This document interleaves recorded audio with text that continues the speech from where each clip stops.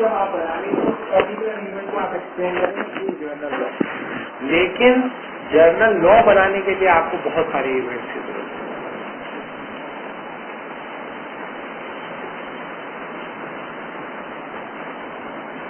अभी तो अमूमी तौर पर जिंदगी के बारे में, हाथ के बारे में इसको पर्सपेक्टिव होगा तो तारीख में ये खुलदार होगा, हम इंटरप्रेट करते हैं हमारा पहले तारीख का बिल्कुल अलग होता है जी.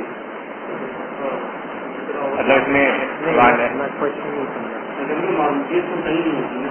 नहीं, मारूफियत हो रही है, ऐसा नहीं है कि मारूफियत नहीं, मारूफियत होती है, लेकिन मारूफियत के लिए मारूफियत अपने किस चीज पर डिपेंड करती है? ऑब्जेक्टिविटी पे डिपेंड करती है, कॉजेशन के ऊपर डिपेंड करती है. यह जो फिलोसफी ऑफ हिस्ट्री के अंदर कहा जाता है कि आप अगर ये बता दें कि तारीख के अंदर बहुत सारे ऐसे इवेंट्स हैं जो हर तारीख के अंदर रिपोर्ट हो गए, हर तारीख के अंदर अगर वो रिपोर्टेड है तो आप ये नहीं कह सकते कि इवेंट नहीं हुआ, यू कैन नॉट से.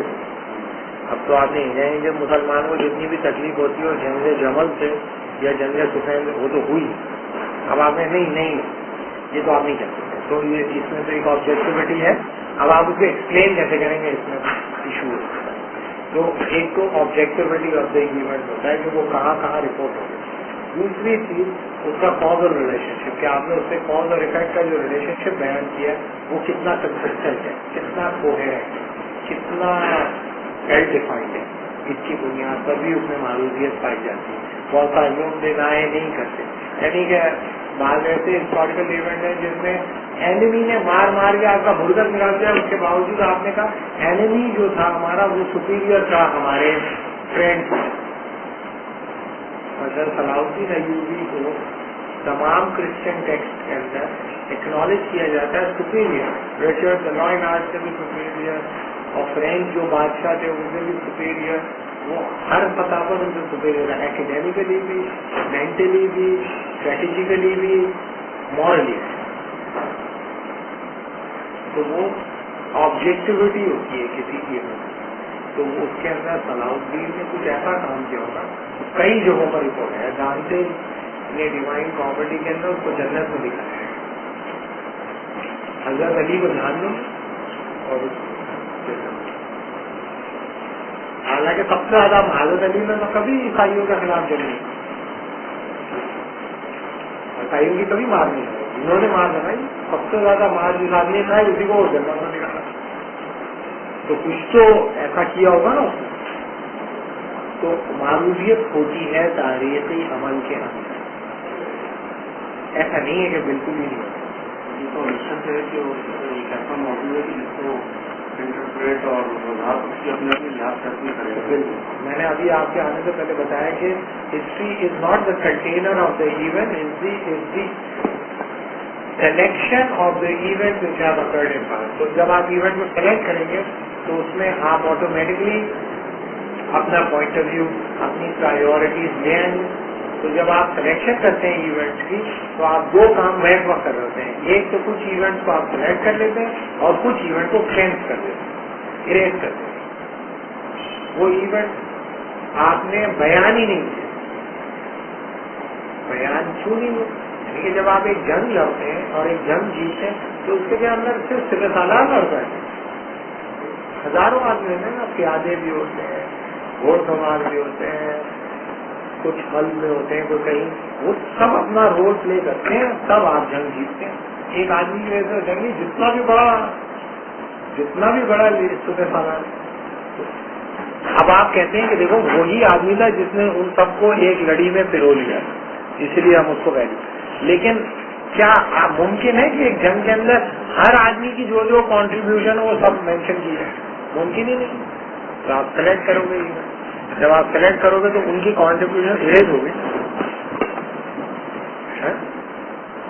तो ये क्लेंजिंग भी होती है और दो काम बैक वक्त साथ साथ करते हैं. पॉसिबल नहीं है, इसके बगैर मीनिंगफुलनेस ही पॉसिबल नहीं है. अगर आप सारे इवेंट बयान करेंगे तो बेमायने हो जाएगा.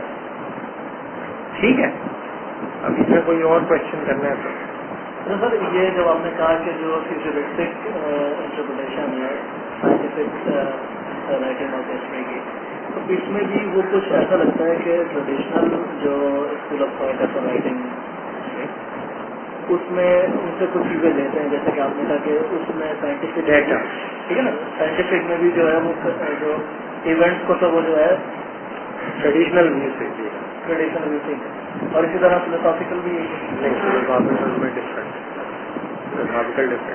لیکن اب میں بتاؤں سائنٹیفک ایونٹ میں ایشو کیا ہے. اگر آپ کہتے ہیں کہ تاریخ کچھ قوانین کے ماتحت چلتی ہے، تو جو قوانین ہیں وہ فنکشنل ہوتے کیسے ہیں؟ تاریخ کیسے کنسٹرکٹ ہوتی ہے؟ انسانوں کے ایونٹس کی بنیاد پہ کنسٹرکٹ ہوتی ہے. تو انسانی ایونٹس جو ہیں، جو ایونٹ ہو رہے ہیں وہ کسی قانون کے ماتحت ہوتے ہیں. اگر آپ کہتے ہیں کہ ایک سائنٹیفک لا ہے ہسٹری کا، اسی کے کانٹیکسٹ میں ہم دیکھیں گے، تو اس کا مطلب ہے ماضی کے انسانوں کے درمیان اور مستقبل کے انسانوں کے درمیان جو قدر مشترک ہوگی وہ کم از کم اس لا کی ایکچولائزیشن کے لیے ڈپینڈنٹ ہے اس بات پر کہ ماتحت ہوں ان کے تمام اعمال اس قانون کے جو کہ تاریخ کے اندر چھپا ہوا ہے. اس سے کیا پتہ چلتا ہے کہ انسان کچھ معاملات میں آزاد نہیں ہوتے. اسے ہم کہتے ہیں ہسٹوریکل ڈٹرمنزم. ہسٹوریکلی ڈٹرمنڈ ہوتے ہیں. ہسٹوریکل ڈٹرمنزم ہے کہ اگر تم نے یہ کہہ دیا کہ یہ جو لا ہے، مثلا مارکس کہتا ہے کہ لا ہے تاریخ کا، مینز آف پروڈکشن کی بنیاد پر ہی تاریخی عمل کو جانچا اور پرکھا جائے گا، تو اس کا مطلب ہے انسانی اظہار ماتحت ہے کس کے؟ مینز آف پروڈکشن کے. اس میں تو اس کے پاس آزادی نہیں ہے. تو آپ جب بھی ایکسپلینیشن دو گے مینز آف پروڈکشن کے کانٹیکسٹ میں جب دو گے تو پھر یہ ایک ڈٹرمنزم کو پرزیوم کرے گا کہ آپ کچھ بھی ہو جاؤ، آپ اس سے اوپر نہیں اٹھ سکتے. مٹیریل کنڈیشن کو سے اوپر اٹھنا آپ کے لیے ممکن نہیں ہے. تو اس کا مطلب ہے تمام انسانوں میں یہ سائنٹیفک لا اس وجہ سے اپلیکیبل ہے کہ کم از کم اس لا کے حوالے سے ان کا جو بہیویئر ہے ڈٹرمنسٹک ہے. سمجھ آ رہی ہے؟ تو جب آپ سائنٹیفک لاز کی بات کرتے ہیں تو ایک خاص قسم کا سائنٹیفک ڈٹرمنزم، ایک سائنٹیفک نیسیسٹی بھی آ جاتی ہے آپ کے انالیسس کے اندر. تاریخ سے زیادہ وہ انسانی فطرت کو نہیں کر رہا ہوتا کہ آگے یہ کرے گا، پہلے بھی کرتا ہے، ماضی میں بھی آگے بھی یہ کر رہا ہے، آگے بھی یہ کرے گا، تو دراصل وہ تصور انسان ہوگا یا اس کے بہیویئر کے بارے میں ہوگا. جی بالکل، اس کا جو بہیویئر ہے. لیکن بنیادی طور پر وہ یہ کہتا ہے کہ انفرادی اعمال اور اجتماعی اعمال کا اظہار جس تاریخی عمل میں ہوا، اس تاریخی عمل کا جو ڈیفائننگ کیریکٹر نکل کر آیا وہ مینز آف پروڈکشن کی بنیاد پر ہی پرکھا جائے گا. لیٹ سپوز نہیں، میں کوئی بھی ہو، میں یہ کہہ رہا ہوں کہ اس کی انفرادی اور اجتماعی زندگی اور اس کی جبلت اور خصلتوں کا اظہار جو ہوا وہ آپ جس کینوس کے اوپر رکھ کر لوگوں کے آگے پیش کر رہے ہیں، اگر وہ تاریخ ہے تو پھر آپ کو کچھ سائنٹیفک لا کی بنیاد پر آپ کو کلیم کرو گے. سب نہیں کرتے، ٹریڈیشنلسٹ نہیں کرتے، لیکن سائنٹیفک ویو آف ہسٹری رکھنے والے لوگ یہ کرتے ہیں کہ پوری انسانی تاریخ کے اوپر وہ میتھڈ اپلائی کرتے ہیں اور اس کے نتیجے میں جو چیز اس میں فٹ ان ہو جاتی ہے اسے آپ ایکسپٹ کر لیتے ہیں، اور جہاں پر وہ فٹ ان نہیں ہو رہی ہوتی یا اپلائی نہیں ہو پا رہی تھی وہاں کنڈیم کرتے ہیں ٹریڈیشنل کنسیپشن آف ہسٹری کو کہ انہوں نے صحیح ڈاکیومنٹیشن نہیں کی، بےایمانی کر دی، جعلی بازی کر دی، جھوٹ لکھ دیا، اور جہاں پر فٹ ہو رہا تھا وہاں فوراً قبول کر کے وہ بھائی یہ تم سے کس نے کہہ دیا کہ آپ دیکھیں جتنے مارکسسٹ رائٹر ہیں وہ کیا کرتے ہیں، وہ یہ کرتے ہیں کہ جو چیز ان کو واقعہ فٹ ہوتا ہوا دکھائی دیتا ہے اس کو تو فوراً ایکسپٹ کر لیتے ہیں، اور جو فٹ نہیں ہو رہا تھا کیونکہ وہ ڈیٹا کے اوپر تو اویلیبل ہے ٹریڈیشنلسٹوں کے اوپر، تو ٹریڈیشنل کنسیپشن آف ہسٹری سے جو ڈیٹا آ رہا ہوتا ہے جہاں پر ان کا لا فیل ہو رہا ہوتا ہے وہ کہتے ہیں کہ ڈیٹا ٹھیک نہیں ہے، ڈیٹا ہی ٹھیک نہیں. جیسے پاکستان میں این جی اوز کیا کرتی ہیں، پاکستان میں NGO آ کے بولتے ہیں آپ کے یہاں جو ہے وہ پیدائش کے دوران 63% مائیں مر جاتی ہیں. 63% مائیں مر جاتی ہیں. پاکستان کی آبادی اتنی ہوتی ہے. کیا دلیل ہے آپ کے پاس ڈیٹا کی؟ بولے اس کے دلیل یہ ہوتی ہے ڈیٹا ہے ہی نہیں. ڈیٹا کی ان اویلیبلٹی آپ کے پرابلم کو ایکسرسائز کرے آپ اس سے دور. تو ہمیشہ یہ کہتے ہیں یہ تو وہ ہم بتا رہے ہیں جو کہ رپورٹ ہو گیا اور وہ جو کہ رپورٹ ہوا ہی نہیں. بھائی آپ بتاؤ نا, جاؤ آپ لوگ اپنے خاندانوں میں جا کے پوچھو کہ بغیر ڈاکٹر کی موجودگی کے کتنی مائیں مر گئی. گاؤں میں کتنی عورتیں مر جاتی ہیں ہر سال ڈاکٹر گائناکالوجسٹ کی ان اویلیبلٹی کی وجہ سے. معلوم کریں, امپیریکل ڈیٹا ہے, یہ تو امپیریکل کوشچن ہے, جاؤ جا کے معلوم کر لو. اور اگر آپ معلوم نہیں کر پا رہے تو آپ صبر کرو. اس کے اوپر وہ حملہ کس چیز کے اوپر کرتے ہیں, حملہ اس چیز پہ کرتے ہیں یہ بدماش لوگ ہیں, چور اچکے دھوکے باز, انہوں نے سارا ڈیٹا یہ چھپا دیا, اریز کر دیا, ورنہ ہماری تھیوری اپلائی ہو جائے. سائنٹیفک لا کا میجر پرابلم ایک میں نے بتایا ڈیٹرمنزم کی طرف لے کے جاتا ہے کہ آپ کو فیوچر کے اندر بھی لوگ ایسا بہیو کرنے مجبور ہیں کیونکہ یہ تو قانون ہے, تاریخ ہے, تاریخی قانون ہے, یہ تو تاریخ کا جبر ہے اور تاریخ کا جبر کے تحت سب لوگ بہیو کرتے ہیں اور یہ بہیو کرنے پہ مجبور ہیں. کیوں؟ کیونکہ تاریخ کا جبر ہے, ہسٹوریکل ڈیٹرمنزم. ٹھیک ہے, ہمارے لیے یہ اتنا امپورٹنٹ نہیں ہے. ہمارے لیے تو فلوسافیکل کنسپشن آف ہسٹری ہے وہ ہم دیکھتے ہیں, لیکن ابھی اگر اس پہ بات کرنی ہے تو آپ بات کریں. اگر فرض کیا آپ نے سائنٹیفک لا آف ہسٹری کو مان لیا تو جو اصل جو ہماری بحث ہے جو ہم بتا رہے ہیں اقدار کی, قدر کی, اس کے اوپر کیا اثر پڑے گا. اقدار سے کیا مراد ہوتی ہے؟ ویلیوز کا کیا مطلب ہوتا ہے؟ اچھائی اور برائی کا پیمانہ, خیر اور شر کا پیمانہ. گڈ اور بیڈ کا اگر تم کہتے ہو پیمانہ تو یہ مورل ہو گیا, کیونکہ مختلف سطحوں پہ قدر دیتے ہو. یہ ایک نارمیٹو پوزیشن ہوتی ہے. جب تم کہتے ہو نا, جب تم کبھی کسی چیز کو ویلیو کرتے ہو تو اس کی اپوزٹ چیز کو ڈس ویلیو کرتے ہو. بائی پولر ہوتی ہے ویلیو. یعنی کہ جب میں کہتا ہوں کہ سچ بولنا اچھی بات ہوتی ہے تو میں اسی جملے میں یہ کہہ رہا ہوں جھوٹ بولنا بری بات ہوتی ہے. اگر میں کہتا ہوں کہ ماں باپ کا احترام کرنا اچھی بات ہوتی ہے تو اس کے ساتھ میں یہی کہہ رہا ہوں کہ ماں باپ کا احترام نہ کرنا بری بات ہوتی ہے. ہر ویلیو کے اندر, یعنی کہ ڈاکٹر کا علم اچھا علم ہے تو میں یہی کہتا ہوں کہ ڈاکٹر کا علم جس کے پاس نہیں ہوتا, یعنی کہ کوئی اور علم ہوتا ہے ڈاکٹر ہیلتھ کنسرننگ, وہ ٹھیک نہیں. ٹھیک ہے, یہ ایک نارمیٹو ڈومین ہے. نارمیٹو کیا ہونا چاہیے, یعنی کہ ویلیو سے یہ بھی نکلتا ہے کہ ایسا نہیں ہونا چاہیے اور ایسا ہونا چاہیے اور ایسا ہونا چاہیے اور ایسا نہیں ہونا چاہیے. لیکن جب آپ scientific view of history apply کرتے ہیں تو وہ بنیادی طور پر پازیٹیوسٹک ہوتا ہے. پازیٹیوسٹک سمجھتے ہیں؟ Positivistic means that this law is only concerned with the issue that how things happen in this world. How? ہم اس سے سوال سے بحث نہیں کر رہے کیا ہونا چاہیے اور کیا نہیں ہونا چاہیے.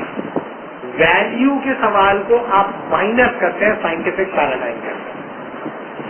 جتنی بھی پازیٹیوسٹک سائنسز ہیں وہ یہ کلیم کرتی ہیں کہ this approach is انٹرنسکلی value neutral. Value neutral. تو بہت سارے لوگوں کو آپ نے دیکھا ہو جو کہتے ہیں آئیے ہم لوگ تاریخ کا مشاہدہ کرتے ہیں نیوٹرل کلیم پہ. تو ان کے دماغ میں کون سا ویو تھا؟ Scientific view. پازیٹیوسٹک ہو جاؤ. پازیٹیوسٹک ہو کر دیکھو کہ تاریخ کے اندر چھپے ہوئے قوانین کس طرح سے فنکشن کرتے ہیں اور ان قوانین کے ماتحت اینالائز کرو ہسٹوریکل ایونٹس کو اور جو بھی اپنی پوزیشن ہے اس پہ صبر کرو. برداشت. تو آپ جب سائنٹیفک ویو آف ہسٹری اختیار کرتے ہیں تو انفیکٹ آپ ایک دوسرا پرزمپشن بھی اپنے ساتھ جوڑ لیتے ہیں جسے ہم کہتے ہیں پازیٹیوزم. कंडीशन ऑफ पॉजिटिविज्म को, और जिस चीज को आप मार्जिनलाइज कर देते हैं, साइडलाइन करते हैं, वो क्या होता है? The issue of normative question को आप साइडलाइन कर देते हैं, वैल्यू क्वेश्चन को आप साइडलाइन कर देते हैं, कदर के सवाल को मार्जिनलाइज कर देते हैं. कदर, अगर कोई आपसे कहे कि भाई अगर मीन्स ऑफ प्रोडक्शन की बुनियाद पर ही वैल्यू का तयन होता है, तो इसका मतलब है वैल्यू तो फिर कोई चीज नहीं होती है ना.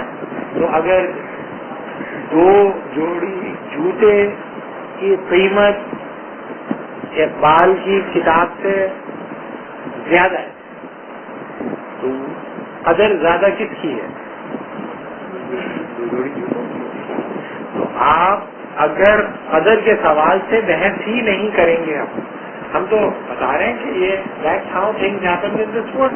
अगर तुम इस सवाल से बहस ही नहीं करते कि खैर क्या है, शर क्या है, अखबार की तरतीब क्या है, तो तुम्हारा जो साइंटिफिक मॉडल है वो क्योंकि पॉजिटिविस्टिक है, इस वजह से कदर की जो बहस होगी वो उस फ्रेमवर्क के अंदर उस तरीके से एड्रेस नहीं करेगी उस प्रॉब्लम को जिस तरह से उसे एड्रेस करना चाहिए. ये बहुत इम्पोर्टेंट सवाल है.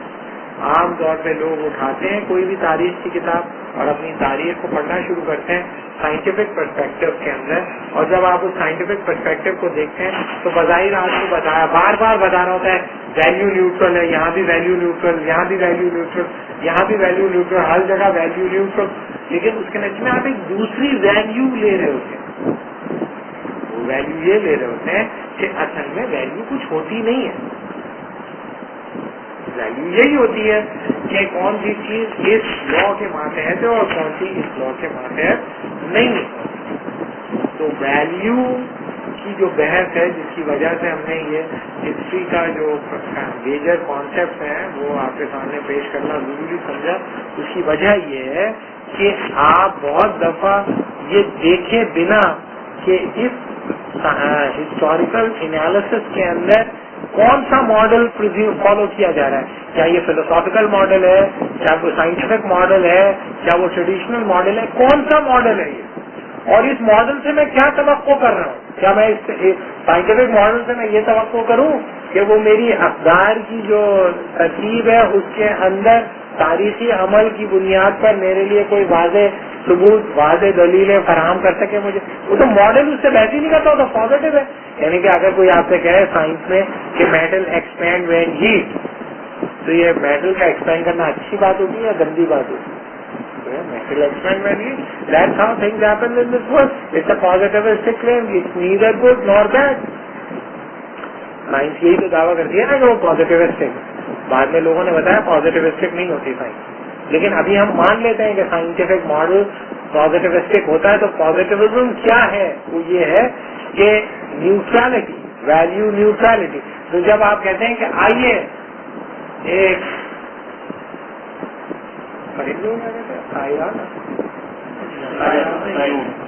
सायराना एक वेंटेज पोजीशन से हिस्ट्री का एनालिसिस करें, तो इसका मतलब क्या करें?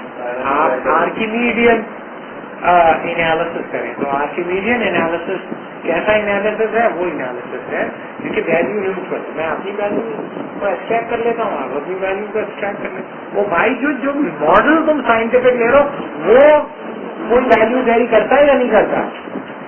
इससे तो बहस करो पहले. आपको ये देखने की जरूरत पड़ती है कि ये जो तारीख के अंदर या तारीखी अमल के अंदर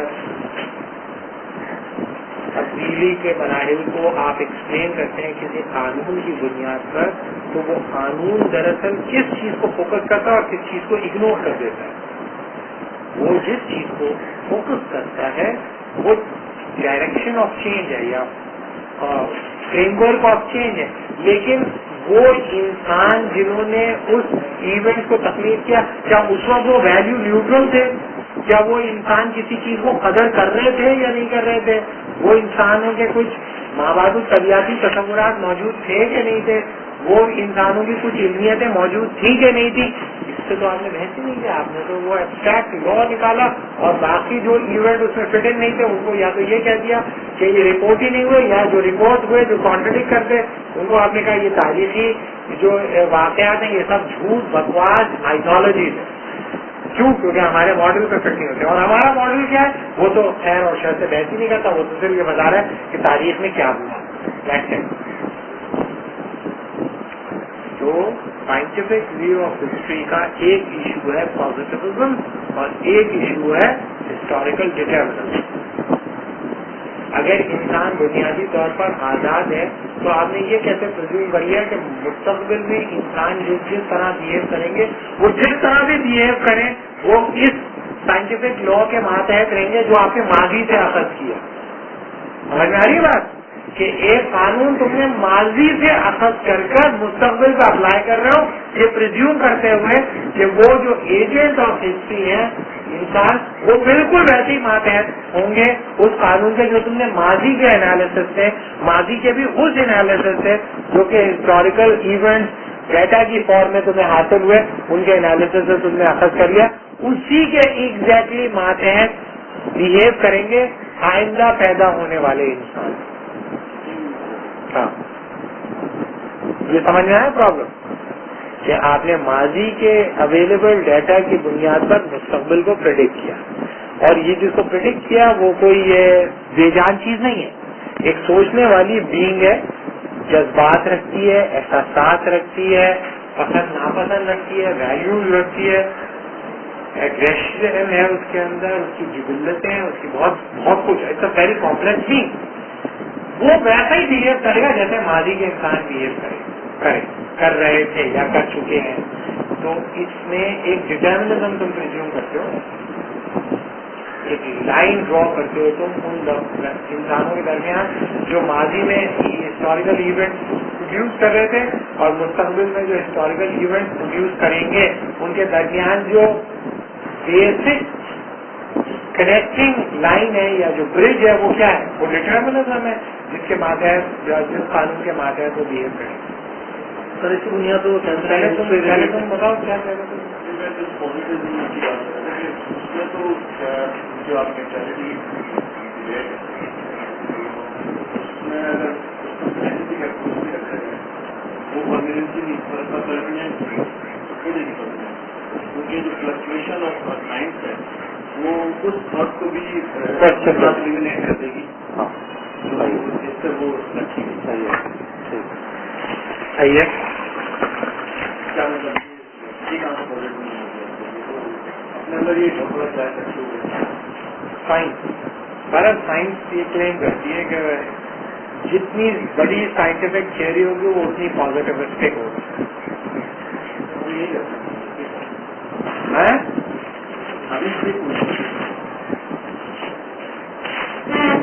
ابھی اس پہ ہمیں سوچنا چاہیے.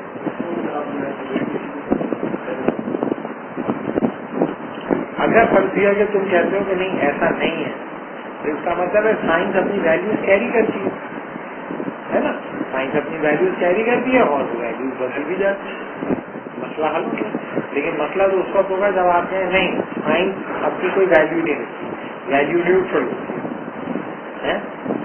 ویلیو نیوٹرل ہوتی ہے تو وہ ویلیو نیوٹرل ہوتی ہے تو کیا وہ اس طرح کی ہے کہ اس میں کوئی بھی ویلیو داخل کی جا سکتی ہے؟ اگر اس میں کوئی بھی ویلیو داخل کی جا سکتی ہے تو بھی وہ صرف اسٹرکچر ہی ہے, پازیٹیوسٹک اسٹرکچر ہے, یعنی کہ میٹل ایکسپینڈ ہوتے ہیں یا کانٹریکٹ ہوتے ہیں. یہ نہ تو اچھا ہے نہ برا ہے. سوال یہ کہ آپ اس کو کس معنوں میں اور کس کانٹیکسٹ میں استعمال کرنا چاہتے ہیں. جس معنوں میں استعمال کرنا چاہیں استعمال کریں. تو سائنس تو آپ کو بتاتی ہے that's how things happen in this world. لیکن یہ بنیادی طور پر 19 سینچری کا تصور ہے. 19 سینچری آنورڈ تو سائنس کی یہ تاریخ نہیں تھی. لیکن میں بتا یہ رہا ہوں کہ جو لوگ سائنٹیفک ویو آف ہسٹری پہ یقین رکھتے ہیں وہ دراصل اپنے آپ کو سپیریئر سمجھتے ہیں اس وجہ سے نمبر 1 کہ وہ فیوچرسٹک ہیں, نمبر 2 وہ ایسے لاز ڈیفائن کر رہے ہیں جو ڈٹرمن کرے گا فیوچر کو, اور تیسری چیز وہ ایسے لاز ڈیفائن کر رہے ہیں جو کہ خیر اور شر کی جہت سے ایبسٹریکٹ ہے, بیونڈ گڈ اینڈ ایول ہے اور پازیٹیوسٹک. اسے وہ کوئی کمزوری کے طور پہ نہیں, قوت کے طور پہ نہیں. جس طرح خبریں پڑھنے والا جو آدمی ہوتا ہے وہ اپنے آپ کو مورلی اتنا ہائی کیوں سمجھ رہا ہوتا ہے کہ میں نیوٹرل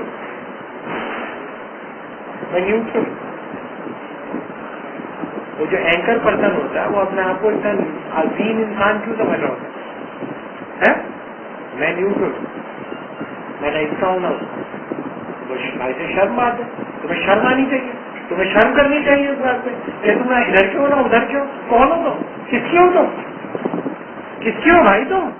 اس سے بھی سوال کرو، اس سے بھی سوال کرو. کیا دھندا لگایا ہوا تم نے؟ بتاؤ نا، ایک سے کنوینس ہو جاؤ نا. تم کہہ رہے ہو یہ صاحب نظر صاحب نگاہ عصر حاضر کا عظیم مفکر، وہ تمہیں بتایا یہ ہے تو مان لو نا عظیم مفکر کی بات. اب خیر نہیں، میرا کام ہے صرف یہ بتانا کہ کھیل کرنا ہے. کھیل یہ جو اینکر پرسن ہوتا ہے بندر کی طرح ہوتا ہے. اس بندر کی طرح کہ جو ایک دو بلیوں کو ایک روٹی مل گئی تو وہ بندر بیٹھا ہوا تھا اور بندر روٹی کھانا چاہتا تھا. بندر نے کہا کہ بھائی تم لوگ جو ہے نا انصاف نہیں ہے. میں ترازو لے کے آتا ہوں، انصاف سے دنیا کو یہ کہتا ہے نا، میں نے دونوں فکر کو میں نے مناسب قائم دیا. اصل میں وہ اسے کھانی ہوتی ہے خود روٹی. وہ دونوں مقاصد مفت میں آ جاتے ہیں وہاں پہ دھندا کرنے کے لیے. مفت میں آ کے بیٹھنا، پیسے مل رہے نا. کوئی بیگانی کی شادی میں 2 عبداللہ دیوانے آ جاتے. وہ تھا اس نے شادی شروع کر دیا اور کہتا اچھا بھائی ترازو لے آیا. اس نے آ جا روٹی کٹ گیا، ایک کو ایک ترازو ہے اور انٹینشنلی تھوڑا ایک میں زیادہ ڈال دیا، ایک میں تھوڑا تولا تو ایک طرف وزن زیادہ ہو گیا. اس نے کہا او ہو اس میں تو وزن زیادہ، تھوڑا توڑ کے کھا گیا. یہ نیچو اس میں تھوڑا توڑ کے آ گیا، تو اس میں تھوڑا پورے کھا گیا پوری روٹی. بولے اب اتنا بچ گیا آپ کیا کرو گے؟ تم لے کے بھی میں کھا لوں کھا کے درخت. تو بتانے کا مطلب یہ کہ یہ جو ویلیو نیوٹرلٹی ہے بہت بڑا دھوکہ ہے، ڈھکوسلا ہے، جھوٹ بولتے ہیں. یہ جھوٹ بولتے ہیں، ہائڈ کرتے ہیں اپنی نیوٹرل کہاں سے ہو گئے تم اپنی نسل کا رنگ کا کچھ کر سکتے ہو؟ ہڈیوں کا پوائنٹ آف ویو کا، اپنی پریزنٹ کا، اپنی پوزیشن کا کیا کرو گے؟ تو تم ایک نیوٹرل فریم ورک میں بیٹھے ہوتے ہو. وہ فریم ورک نیوٹرل ہوتا ہے. اس فریم ورک میں بیٹھ کے تمہیں نیوٹرل ہو جانا پڑتا ہے، ورنہ دھندا کیسے ہوگا؟ دھندا اگر تم دکان پہ بیٹھ کے بولو کہ بھائی میں تو یہی چیز سمجھتا ہوں بڑی گندی چیز ہے، تو کوئی خریدے گا؟ بولتے ہو کبھی نہیں خریدے گا. کہو بھائی مجھے نہیں پتا، میں تو یہاں پہ دکان پہ بیٹھا ہوں دھندا کرنے کے لیے. یہ ہے خریدنا ہے؟ یہ تو خریدتا بھی نہیں ہے، بیچتا بھی نہیں ہے. یہ اور ہائی مورل چین پہ چلا جائے. یعنی کہ مورل سپیریورٹی کا مطلب میری کوئی مورل پوزیشن ہی نہیں، یہ ہے میری مورل سپیریورٹی. میں ایبسٹریکٹ ہو گیا، اوپر اٹھ گیا. میں آرکیمیڈین پوائنٹ پہ بیٹھا ہوں، آرک اینجل ہوں. وہاں سے بیٹھ کے تیر پہ تیر چلا رہا ہوں، آرک اینجل. اس پہ تیر آپ بتائیے. آپ کیوں نہیں بتا رہے بھائی؟ اور آپ سب سے کیوں پوچھ رہے ہو؟ اور آپ کو اتنے پیسے کیوں مل رہے ہیں اتنے سارے سوالات کرنے کے؟ فی سبیل اللہ پوچھ رہے ہو. تو یہ سائنٹیفک ویو کے 3 جو چیزیں ہیں نا، یہ جو میں نے ویکنیسز کے طور بتائیں ان کو اسٹرینتھ کے طور پہ پیش کیا تھا. Number 1 positivism, number 2 historical determinism, number 3 value neutrality میں تیسرا کچھ اور فیوچرسٹک.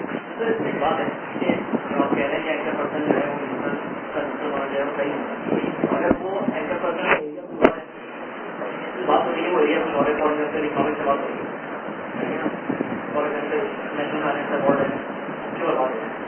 اس میں 4 اسٹیک ہولڈر سے 4 صوبے ہیں، تو 4 صوبوں کے اکنامکس کو بلائے گا اور اس سے کیسے بلائے گا؟ اس سے کیا بولیں گے آپ بتاؤ. تو وہ معذرت کر لینا، مجھے نہیں پتا. میں کیوں سوال اٹھا؟ مجھے نہیں پتا. روڈ کے اوپر بیٹھ کے اس کے سوالات حل ہوں گے. نیشنل ایوارڈ کا پرابلم روڈ کے اوپر بیٹھ کے حل ہوگا؟ روڈ کے اوپر حل ہوگا لوگوں کے ذریعے. لوگوں کو کیا پتا؟ لوگوں کو پتا ہے سب ٹرمینالوجی کا. یہ آپ کریٹ کرتے ہو ایلوژن آف پارٹیسپیشن. اگر یہ ایلوژن آف پارٹیسپیشن نہ ہو نا، لوگ اٹھا کے پٹکتے ہیں پورے سسٹم کو. لوگ بولے کیا بدماشی تم لوگوں نے مچا رکھی ہے. یہ ٹھنڈا کرنے کے لیے ہوتے ہیں لوگوں کو. لوگ ٹھنڈے ہو جاتے ہیں، دیکھتے ہیں ٹھنڈے ہوئے. لوگ سمجھتے ہیں ہم نے پارٹیسپیٹ کیا، فون کر دیتے. 16 کروڑ میں سے 1 2 وہ آئے ہوئے تھے، اس میں کہنا یہ جو ہے یہ جو سب لوگ جو ہے یہ خاتون کی تعریف کر رہے ہیں, یہ جو دوسری بوڑھی خاتون ہے یہ بھی بڑی خوبصورت ہے, ان کی کوئی تعریف نہیں کر رہا, تو میں یہ تعریف کرنا چاہتا ہوں کہ یہ بھی بڑی خوبصورت ہے. رات کے 1 بجے اور کچھ جیسے مجھ جیسے بھی تھے تو رات کے 1 بجے بیٹھ کے دیکھ رہے تھے لوگ کیا سوال کریں گے. وہ تو اس میں کچھ خود تو پارٹیسپیٹ, میں تو یہ دیکھ رہا تھا کہ لوگ سوال کیا کریں رات کے 1 بجے. تو پارٹیسپیشن کا ایلوژن ہے یہ, it's an illusion of the participation. کیا دھندا ہو رہا ہے وہاں پہ, تم کیا کرو گے بیگانے کی شادی میں عبداللہ دیوانے ہے. تو بیسیکلی یہ جو نیوٹرلٹی ہوتی ہے اس کو اسٹرینتھ کے طور پہ شو کیا ہے.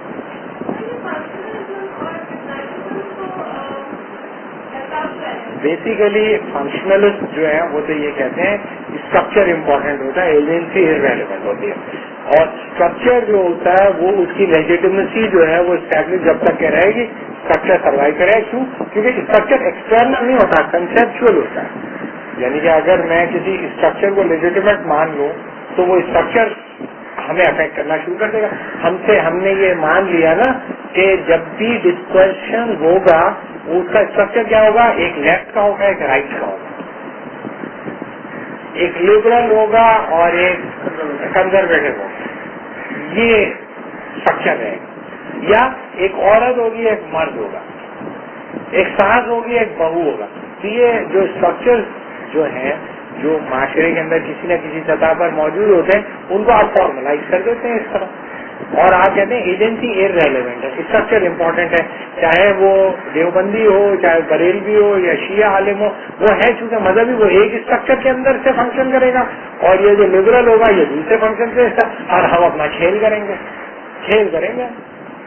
وہ دونوں اپنے اپنے اسٹرکچر میں بیٹھ کے اپنی اپنی باتیں کرتے رہتے ہیں. وہ ان دونوں اسٹرکچر سے باہر مارکیٹ کے اسٹرکچر میں بیٹھا ہوتا ہے, وہ کوئی ہوا میں بیٹھا ہوتا ہے, وہ مارکیٹ کے اسٹرکچر میں بیٹھا ہے. اگر تم پروگرام کرو اور تمہارے پروگرام کو ایڈ ملنا بند ہو جائے تو یہ 2 جوتے مار کے نکال دیں جتنے بھی بڑے تم انٹلیکچوئل.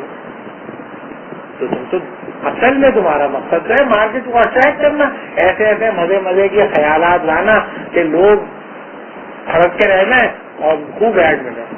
اس کے بعد یو فون بھی بیچو اور ٹیلینور بیچو اور دودھ بیچو اور کپال بیچو اور یہ کرو وہ کرو. اس کے لیے اشتہاری وہ ہے تماشا, اس کے لیے وہ لگا رہے, اس کے لیے لوگ آ بھی جاتے ہیں تیار ہو کے, آرڈر لا کے آ جاتے. دوبارہ ہسٹری کے اندر یہ جو سائنٹیفک ویو آف ہسٹری ہے اسے ہم عام طور پر اسٹرینتھ کے طور پہ پیش کرتے ہیں, لیکن فلوسافیکل کنسپشن آف ہسٹری میں یہ اسٹرینتھ نہیں ہے, ویکنیس. اب آ جاؤ چینج کتنی طرح کی ہو سکتی ہے, کئی طرح کی چینج ہو سکتی ہے. آج سے میں وہ بتاؤں گا چینج اور فیکٹرز آف چینج, اور نیکسٹ کلاس میں ہم چینج کو الگ سے ڈسکس کریں گے. پھر میں بتاؤں گا ان کا ویلیو کے ساتھ ریلیشن شپ کیا ہے. چینج ایک طرح کی نہیں ہوتی تاریخ کے اندر. مطلب اگر تم ہیراکلائٹس کو پڑھو تو ہیراکلائٹس کہتا ہے تاریخی عمل کے اندر جو چینج ہوتی ہے اس کی ڈائریکشن پیریوڈک ہوتی ہے. تاریخ کا جو سفر ہوتا ہے وہ کیسا ہوتا ہے, history is like a you, وہ پہلے کلاک وائز گھومتی ہے پھر وہ اینٹی کلاک وائز. یہ تاریخ ایک چکر انسانوں کے ذریعے کلاک وائز لیتی ہے اور پھر ریورٹ ہوتی ہے, اوپر گھومتی ہے. تو ایسے پیریوڈک موشن اوسیلیٹ کرتی ہے ٹو اینڈ فرو. تو اگر تم ایک ڈائریکشن میں خیر کی طرف وہ جا رہی ہے تو خیر کے جب وہ قریب پہنچے گی تو شر واصل ہونا شروع ہو جائے گا تاریخی عمل میں, اور شر جب اپنے عروج پہ پہنچے گا تو خیر کی طرف. تو یہ 2 اس میں جو ہے وہ موو کرتی ہے. یہ ہیراکلائٹس کا خیال ہے. حضرت عیسیٰ کی پیدائش سے تقریباً 250 سال 300 سال پہلے کا آدمی ہے, بہت زیادہ بلکہ 350 سال پہلے کا آدمی ہے. History is like a you. تو تاریخ جو ہے وہ, اب سوال یہ کہ اگر ہم تاریخی عمل کے اندر ہیں تو ہمیں کیا معلوم کہ یہ سفر خیر کی جانب ہے یا شر کی جانب ہے, ہمیں پتہ نہیں چلے گا. تو آپ کی کیا خواہش ہوگی, آپ کی کیا کوشش ہے کہ آپ خیر کی جدوجہد کرتے رہو, لیکن انٹرنسکلی جو ویو ہے نہ تو وہ خیر کی طرف ہے نہ وہ شر کی طرف ہے, انٹرنسکلی وہ سیکولر ہے. تو جو کنسپشن آف ہسٹری نکلتا ہے, history is like a U, it's intrinsically secular. Intrinsically secular है, सही है कि ना, तो वो स्पेसिफिक नहीं है उसकी डायरेक्शन। इसे हम कहते हैं archaic conception of history, archaic conception of history. ये जो चेंज है वो उसकी डायरेक्शन कैसी है, आर्काइक है। सुना है ना, तारीख अपने आप को दोहराती है। तारीख अपने आप को ये हेरेक्लाइटस करता है, तारीख अपने आप को दोहराती है। और तारीख अपने आप को दोहराने का मतलब ये है कि जो चक्कर उसने घुमाया है उसको वो खुद ही रिवर्स करती है। तो वो जो प्रोसेस है वो बुनियादी तौर पर पर्पसलेस है, इंट्रिंसिकली उसका कोई पर्पस नहीं, आप उसमें पर्पस डाल दो। वो तो जब क्लॉकवाइज घूम रही है तो वो क्लॉकवाइज ही घूमेगी, और जब उसे एंटी क्लॉकवाइज घूमना होगा तो एंटी क्लॉकवाइज। ठीक, दूसरा जो व्यू है वो मैकेनियक है, मैकेनियक conception of history. मैकेनियक conception of history ये क्लेम करता है कि तारीख किसी फर्द के लिए सफर करती है, इंसान के लिए सफर करती है। ये मैकेनियक है, लेकिन इसे दूसरे मॉड्यूल्स पे भी आप अप्लाई कर सकते हैं। यानी कि चूंकि ये क्रिश्चियन कंसेप्शन है, इसलिए वो कहते हैं कि तारीख हजरत ईसा के लिए सफर करती है। तो तारीख को 3 हिस्सों में ब्रेक करते हैं, हजरत ईसा से पहले का दौर, हजरत ईसा के बाद का दौर, और हजरत ईसा के दोबारा तशरीफ लाने का दौर। इन तीनों में जो शुरू के 2 हैं उनमें क्या आपका फैक्टर कॉमन है? दोनों में हजरत ईसा नहीं है। एक में हजरत ईसा से पहले का दौर है, हजरत आदम से लेकर हजरत ईसा तक का, और हजरत ईसा के तशरीफ ले जाने के बाद फिर भी हजरत ईसा नहीं है, उस वक्त तक जब तक कि हजरत ईसा दोबारा तशरीफ नहीं ले आते। सही है? तो ये दूसरा पीरियड है। और तीसरा पीरियड जो है जब हजरत ईसा बजाते खुद तशरीफ ले आए। ये 3 पीरियड। जो दूसरा पीरियड है उसमें कैथोलिक्स और प्रोटेस्टेंट में फर्क है। कैथोलिक्स कहते हैं कि हजरत ईसा तशरीफ तो ले गए, लेकिन थ्रू पोप हमारा ताल्लुक हजरत ईसा के साथ जुड़ा हुआ है। इसका मतलब है हजरत ईसा मुस्तकिल तौर पे बाहर नहीं चले गए। ठीक है? तो ये आइडियली मसीहियत व्यू के करीब नहीं है। आइडियली मसीहियत व्यू के करीब है प्रोटेस्टेंट। वो कहते हैं आप कोई ताल्लुक वाल्लुक नहीं ला हजरत ईसा, we have only have Bible, बस कोई पोप कुछ नहीं। ये जो कहते हैं ना पोप के सर पे होली घोस्ट सवार है, तो होली घोस्ट का सवार होने का मतलब पोप रिप्रेजेंटेटिव है हजरत ईसा का और अल्लाह ताला का। तो वो उसके थ्रू डिवाइन प्रूडेंस जो है वो इंटीग्रेट करती है।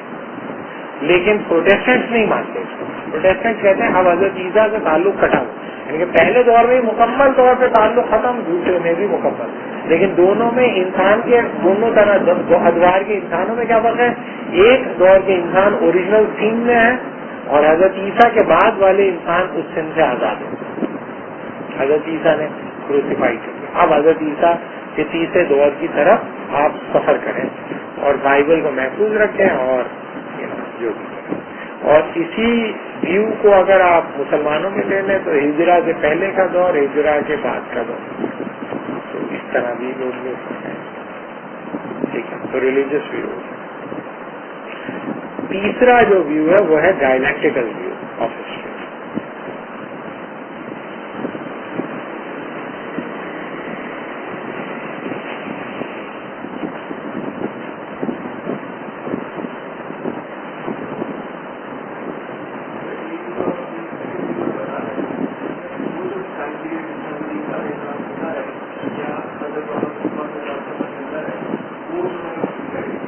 नहीं रखते, वो कहते हैं वो बियॉन्ड टाइम है, ए टेम्पोरल, वो परफेक्ट टाइम है, वो उसको हम हिस्टोरिकल प्रोसेस से अलग समझते, ऊपर उठा देते हैं।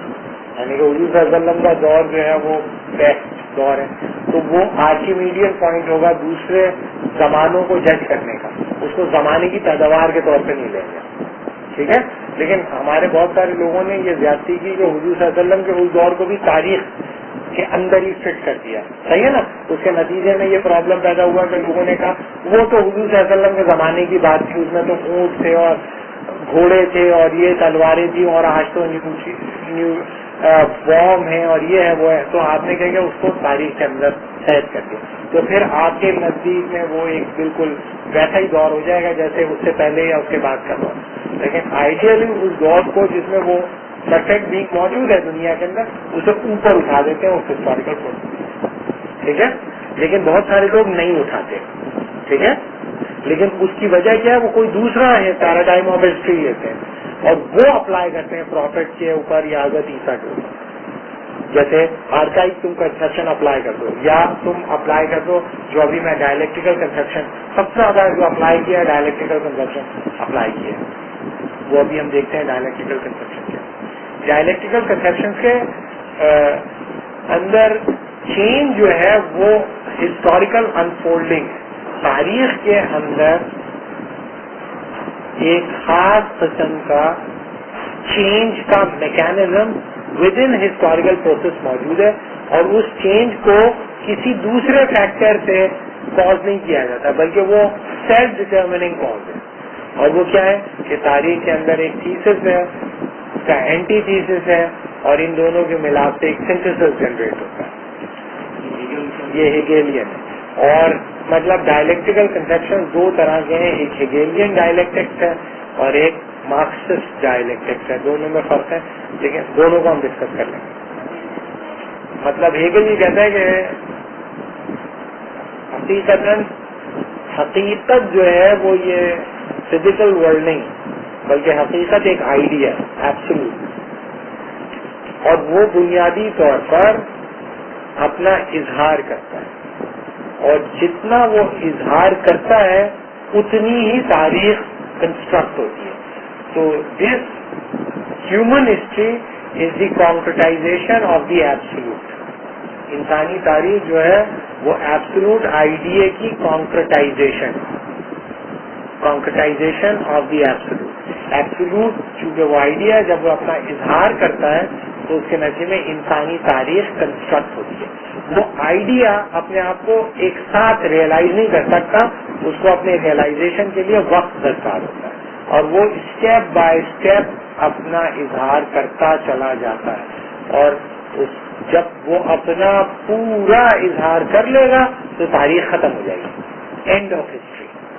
تو جب ڈائلیکٹیکل کنسپشن آف ہسٹری جو ہوتے ہیں وہ اینڈ آف ہسٹری کا کنسپشن کیوں رکھتے ہیں, کیونکہ وہ سمجھتے ہیں کہ یہ پروسیس جو ہے ایک وقت ختم ہوگا جب وہ آئیڈیا مکمل طور پہ اپنے آپ کو ریئلائز کر لے گا.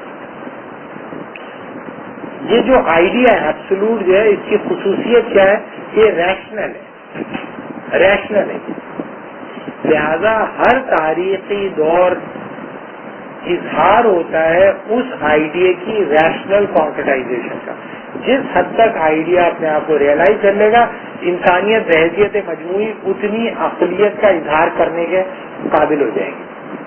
اور جب تاریخ کا دھارا آگے بڑھے گا, آئیڈیا اپنے آپ کو مزید ریئلائز کرے گا, انسانیت بحیثیت مجموعی زیادہ ریشنل ہوگی, تو وہ معیارات خیر و شر, وہ معیارات علمیت, وہ معیارات مابعد و طبیعت بدل جائیں گے. کیوں؟ کیونکہ اب لوگوں کی عقلیت گرو کر گئی.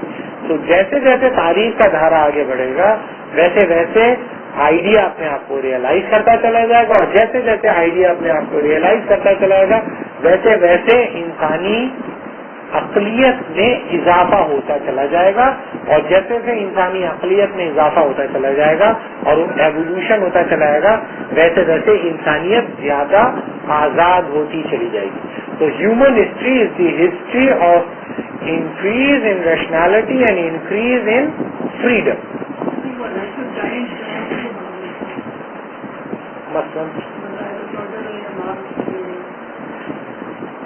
وہ یہ کہتا ہے کہ کچھ ہسٹوریکل ایجنٹس ہوتے ہیں, ورلڈ ہسٹوریکل ایجنٹ, جو کسی بھی تاریخی دور میں پیدا ہوتے ہیں اور وہ تاریخ کے دھارے کو بدل دیتے ہیں, اور وہ ہسٹوریکل ایجنٹ اپنی پسند اور ناپسند اور اپنی تحفظ مفادات کے لیے جو بھی کام کرتے ہیں اس کے نتیجے میں وہ اس دور کا سچ بن جاتا ہے. مثلاً सीजर ने डेमोक्रेसी को खत्म कर दिया, तो जमहूरियत पसंदों के लिए तो बड़ा गंदा काम किया ना उसने, लेकिन हेगल कहेगा कि डेमोक्रेसी को खत्म कर देना उस दौर का सच था। उस दौर में डेमोक्रेसी उस दौर का सच नहीं था, इंसान इतना रैशनल नहीं था कि वो डेमोक्रेटिक पॉलिटिकल प्रोसीजर पे चला सकता अपनी रियासत को। लिहाजा सीजर ने क्या किया, अपनी रियासत को बचाने के लिए, अपनी बादशाह को बचाने के लिए डेमोक्रेसी को खत्म कर दिया। लेकिन उसके बाद जो है वो रोम ताकतवर हुआ, रोम को फायदा पहुंचा। क्यों? क्योंकि उस जमाने का सच मोनार्की था, बादशाह। आज के जमाने का सच क्या है? जमहूरियत। तो आज का इंसान ज्यादा रैशनल है, इसलिए सॉवरेन बनने के काबिल है। उस दौर का इंसान ज्यादा रैशनल नहीं था, इसलिए वो सॉवरेन बनने के काबिल नहीं था।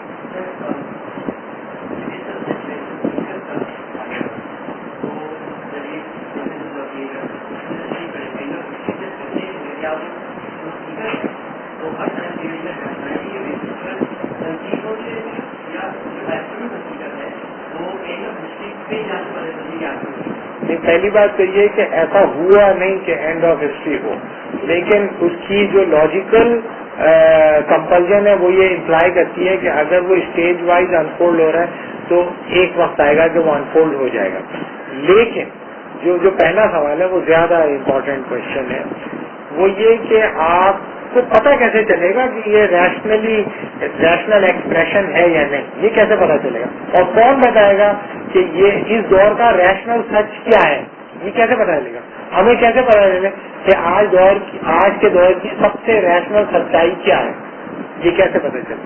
हेगल उसका जो जवाब देता है उससे बहुत शदीद तनकीद का निशाना उसको उस जमाने के इंटेलेक्चुअल्स ने बनाया। बहरहाल वो ये कहता है कि अक़लियत अपना बेहतरीन इजहार कर सकती है फर्द की सतह पर भी। एज एन इंडिविजुअल तुम करो, मैं करूं, ये करें, हम सब करें।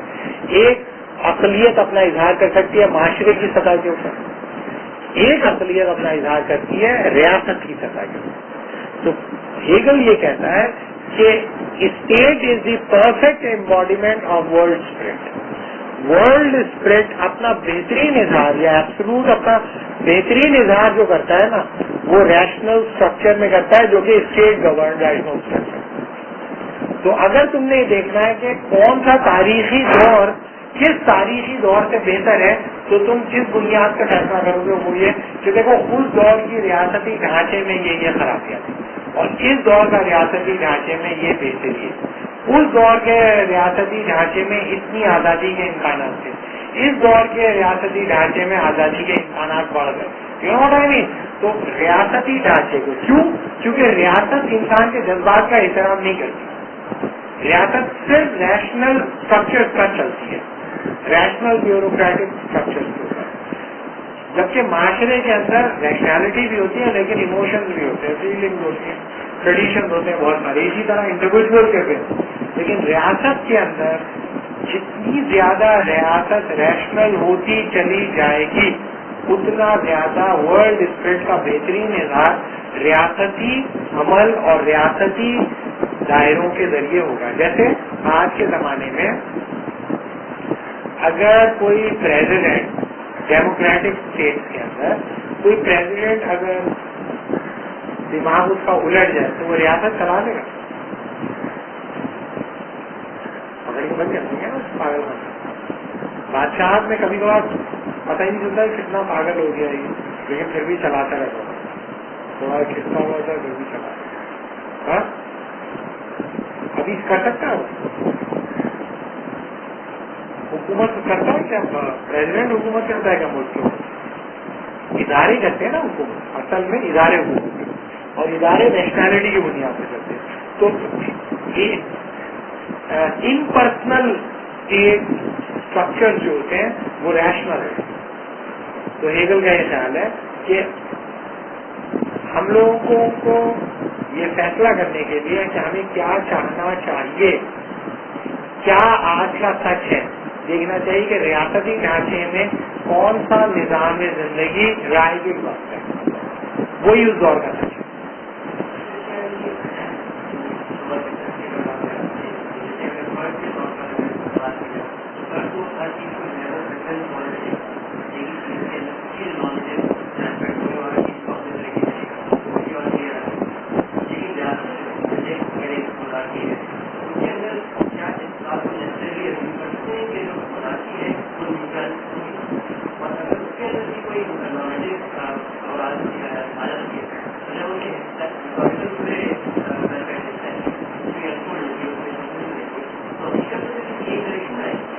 پہلی بات تو یہ کہ ریاستی ڈھانچہ اگر پکیا منارکی ہے تو ایک الگ ہے، اور ریاستی ڈھانچہ اگر ڈیموکریسی ہے وہ الگ ہے.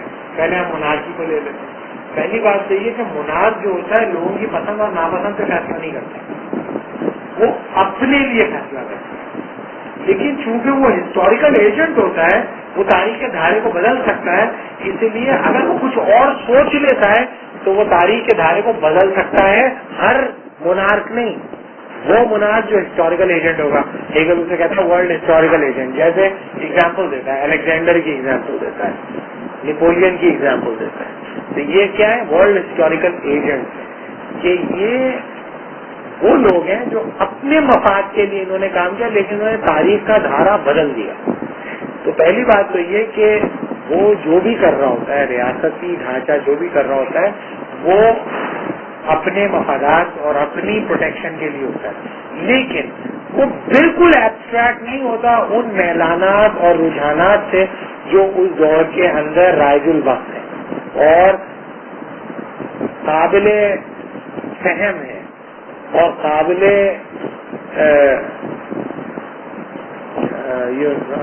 یعنی کہ وہ اس قابل ہے کہ ان کو فالو کیا جا سکے.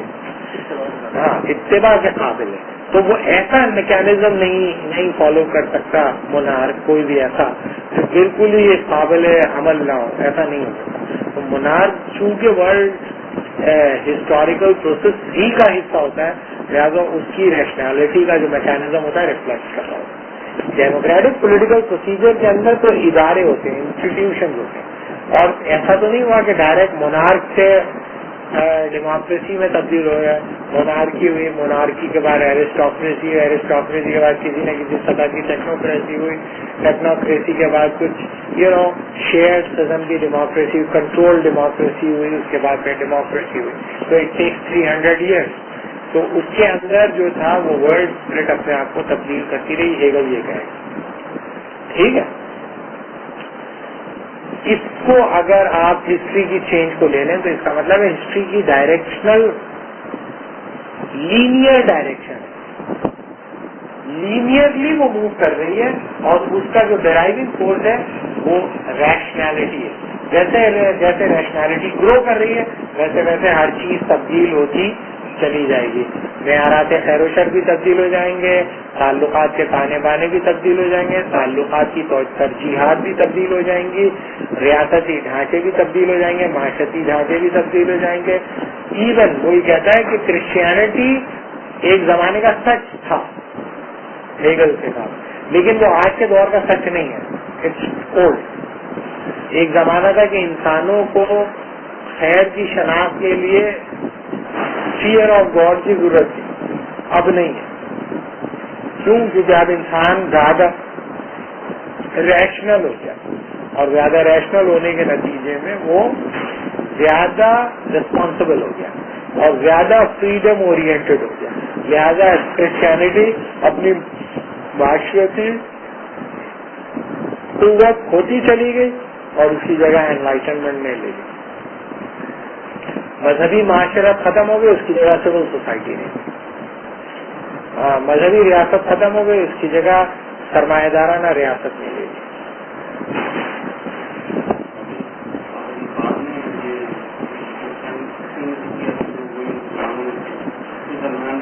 دوبارہ وہ ریوائول کی کوشش کرنے اور کامیاب ہو جائے تو ہیگل کے پوائنٹ آف ویو سے تو یہ سچ ہوگا، وہ کامیاب نہیں ہو سکے. ہیگل کہتا ہے کہ وہ نہیں ہو. تاریخ کا پہیا ایک ہی سمت میں چلتا ہے، پلٹ نہیں سکتا، ریورٹ نہیں ہوگا. تو جو کرنے کی کوشش کریں ہوگا نہیں، یہ ہو ہی نہیں سکتا. ہسٹوریسزم اسی کو کہتے ہیں. ہسٹوریسزم کا جبر یہ ہے کہ وہ پیچھے نہیں پلٹ سکتا. تو جو یہ کرنے کی کوئی وہ ہوگا نہیں. اور آپ دیکھیں کہ ہیگیلین ہسٹوریسزم کا نام لیے بغیر بہت سارے لوگ پوری ریلیجیس ہسٹری کے اوپر اپلائی کر دیتے ہیں، ریلیجنس کے اوپر اپلائی کر دیتے ہیں، ریلیجن موومنٹس پہ اپلائی کر دیتے ہیں. لیکن اگر ریلیجن اپلائی کی ہے تو یہ پرائرٹی تو رہ گئی نا، وہ ملا تو پھر ہمارے لیے رہ ہی رہی، وہ تو انفیریئر لوگ تھے. قرون اولا کا کیا سوال ہے؟ ہیگل کے نزدیک وہ سب انفیریئر لوگ تھے. آپ زیادہ ریشنل اور سپیریئر. اس طرح مذہبی لوگ اس کی تشریح کریں گے تو یہ خود ہی غلط ہو جائے گا. مذہبی تو نہیں کہیں گے وہ یہ نہیں بولتے. پہلی بات تو یہ مذہبی نہیں ہوتا. مذہبی آدمی تو یہ نہیں کرے گا. لیکن اگر فرض کیا کہ کوئی آدمی یہ کہہ رہا ہے تو اس کا مطلب وہ مذہبی نہیں, وہ سیکولر ہے. وہ یہ تو کہہ رہا ہے کہ ہسٹری اپنے آپ کو انفولڈ کرے, مجھے کیا پتا کس طرح انفولڈ کرے. دوسری بات یہ کہ وہ کہہ دے گا ان لوگوں کو معاف کر دے گا, باقی حضور صلی اللہ علیہ وسلم کو چھوڑ دے گا اور 4 خلفاء کو چھوڑ دے گا, باقی سب کو لپیٹ دے گا. نہیں کیا گیا. بڑے آج کے لوگوں کو لپیٹ دیا یہی ہسٹوریزم میں. تو بھائی وہ ان کو بیچاروں کو کیا پتا تھا, یہ تھوڑی پتا ہوتا, یہ پتا ہوتا تو یہ تھوڑی کرتے. اب ان کو پتا چلیے. تو وہ جو ہسٹوریزم ہے اس میں زیادہ 4 خلفاء کو چھوڑ دیتے ہیں, باقی کو کسی کو نہیں چھوڑتے. کس کو پاس بعض مذہبی تحریکوں نے یہ کیا کہ انہوں نے کہا کہ بس حضرت علی کے بعد تو پھر وہ حضرت امیر معاویہ وغیرہ یہ وہ ان کو تو سب کو کچھ پتہ ہی تھا. اب میں پیدا ہوں 18ویں صدی وہ, اور پوری جو مسلمانوں کی 1500 سال تھا وہ سب گھاس ہو گئے. مجھے اب آ گیا ہوں, میں بتا رہا ہوں. قرون اولا کے بعد جو آپ نے 1300 سال گزارے اس میں جو آپ کے بڑے لوگوں نے وہ سب گھاس کھود رہے تھے, اب یہ آ گئے یہ بتا رہے ہیں. اور یہ کسی تاریخی دور میں نہیں کھڑے ہوئے, یہ آسمان پہ کھڑے ہیں, ہواؤں میں معلق ہے. یہ کسی تاریخی دور کی پیداوار نہیں. اپنے ان لوگوں کی ہسٹوریکل پروسیس کو پورا کا پورا ریجیکٹ کر دیا اور اپنے ہسٹوریکل پروسیس کو, بھائی تم بھی تو کسی تاریخ کی پیداوار ہو, تم بھی تو کوئی علمیت لیے ہوئے ہو, تم بھی تو کوئی زبان بول رہے ہو, تم بھی تو کوئی کتابیں پڑھ رہے ہو. وہ سب تاریخ کے اندر سے جو نکل کے آئی ہیں وہ تم کیسے مائنس کر رہے ہو. اس کو مائنس کر دیتا ہے. میں ایک ماڈل دے رہا ہوں, وہی ماڈل ہے یہ جو کہ حضرت علی کے بعد کنسسٹنٹلی اٹیک کر دے گا اور 1300 سال میں جو کچھ وہ سب کو کریش بھول جائے. یہ کام کرتے ہیں. اور وہ سب بیوقوف تھے, ان سب کو کچھ نہیں پتا تھا.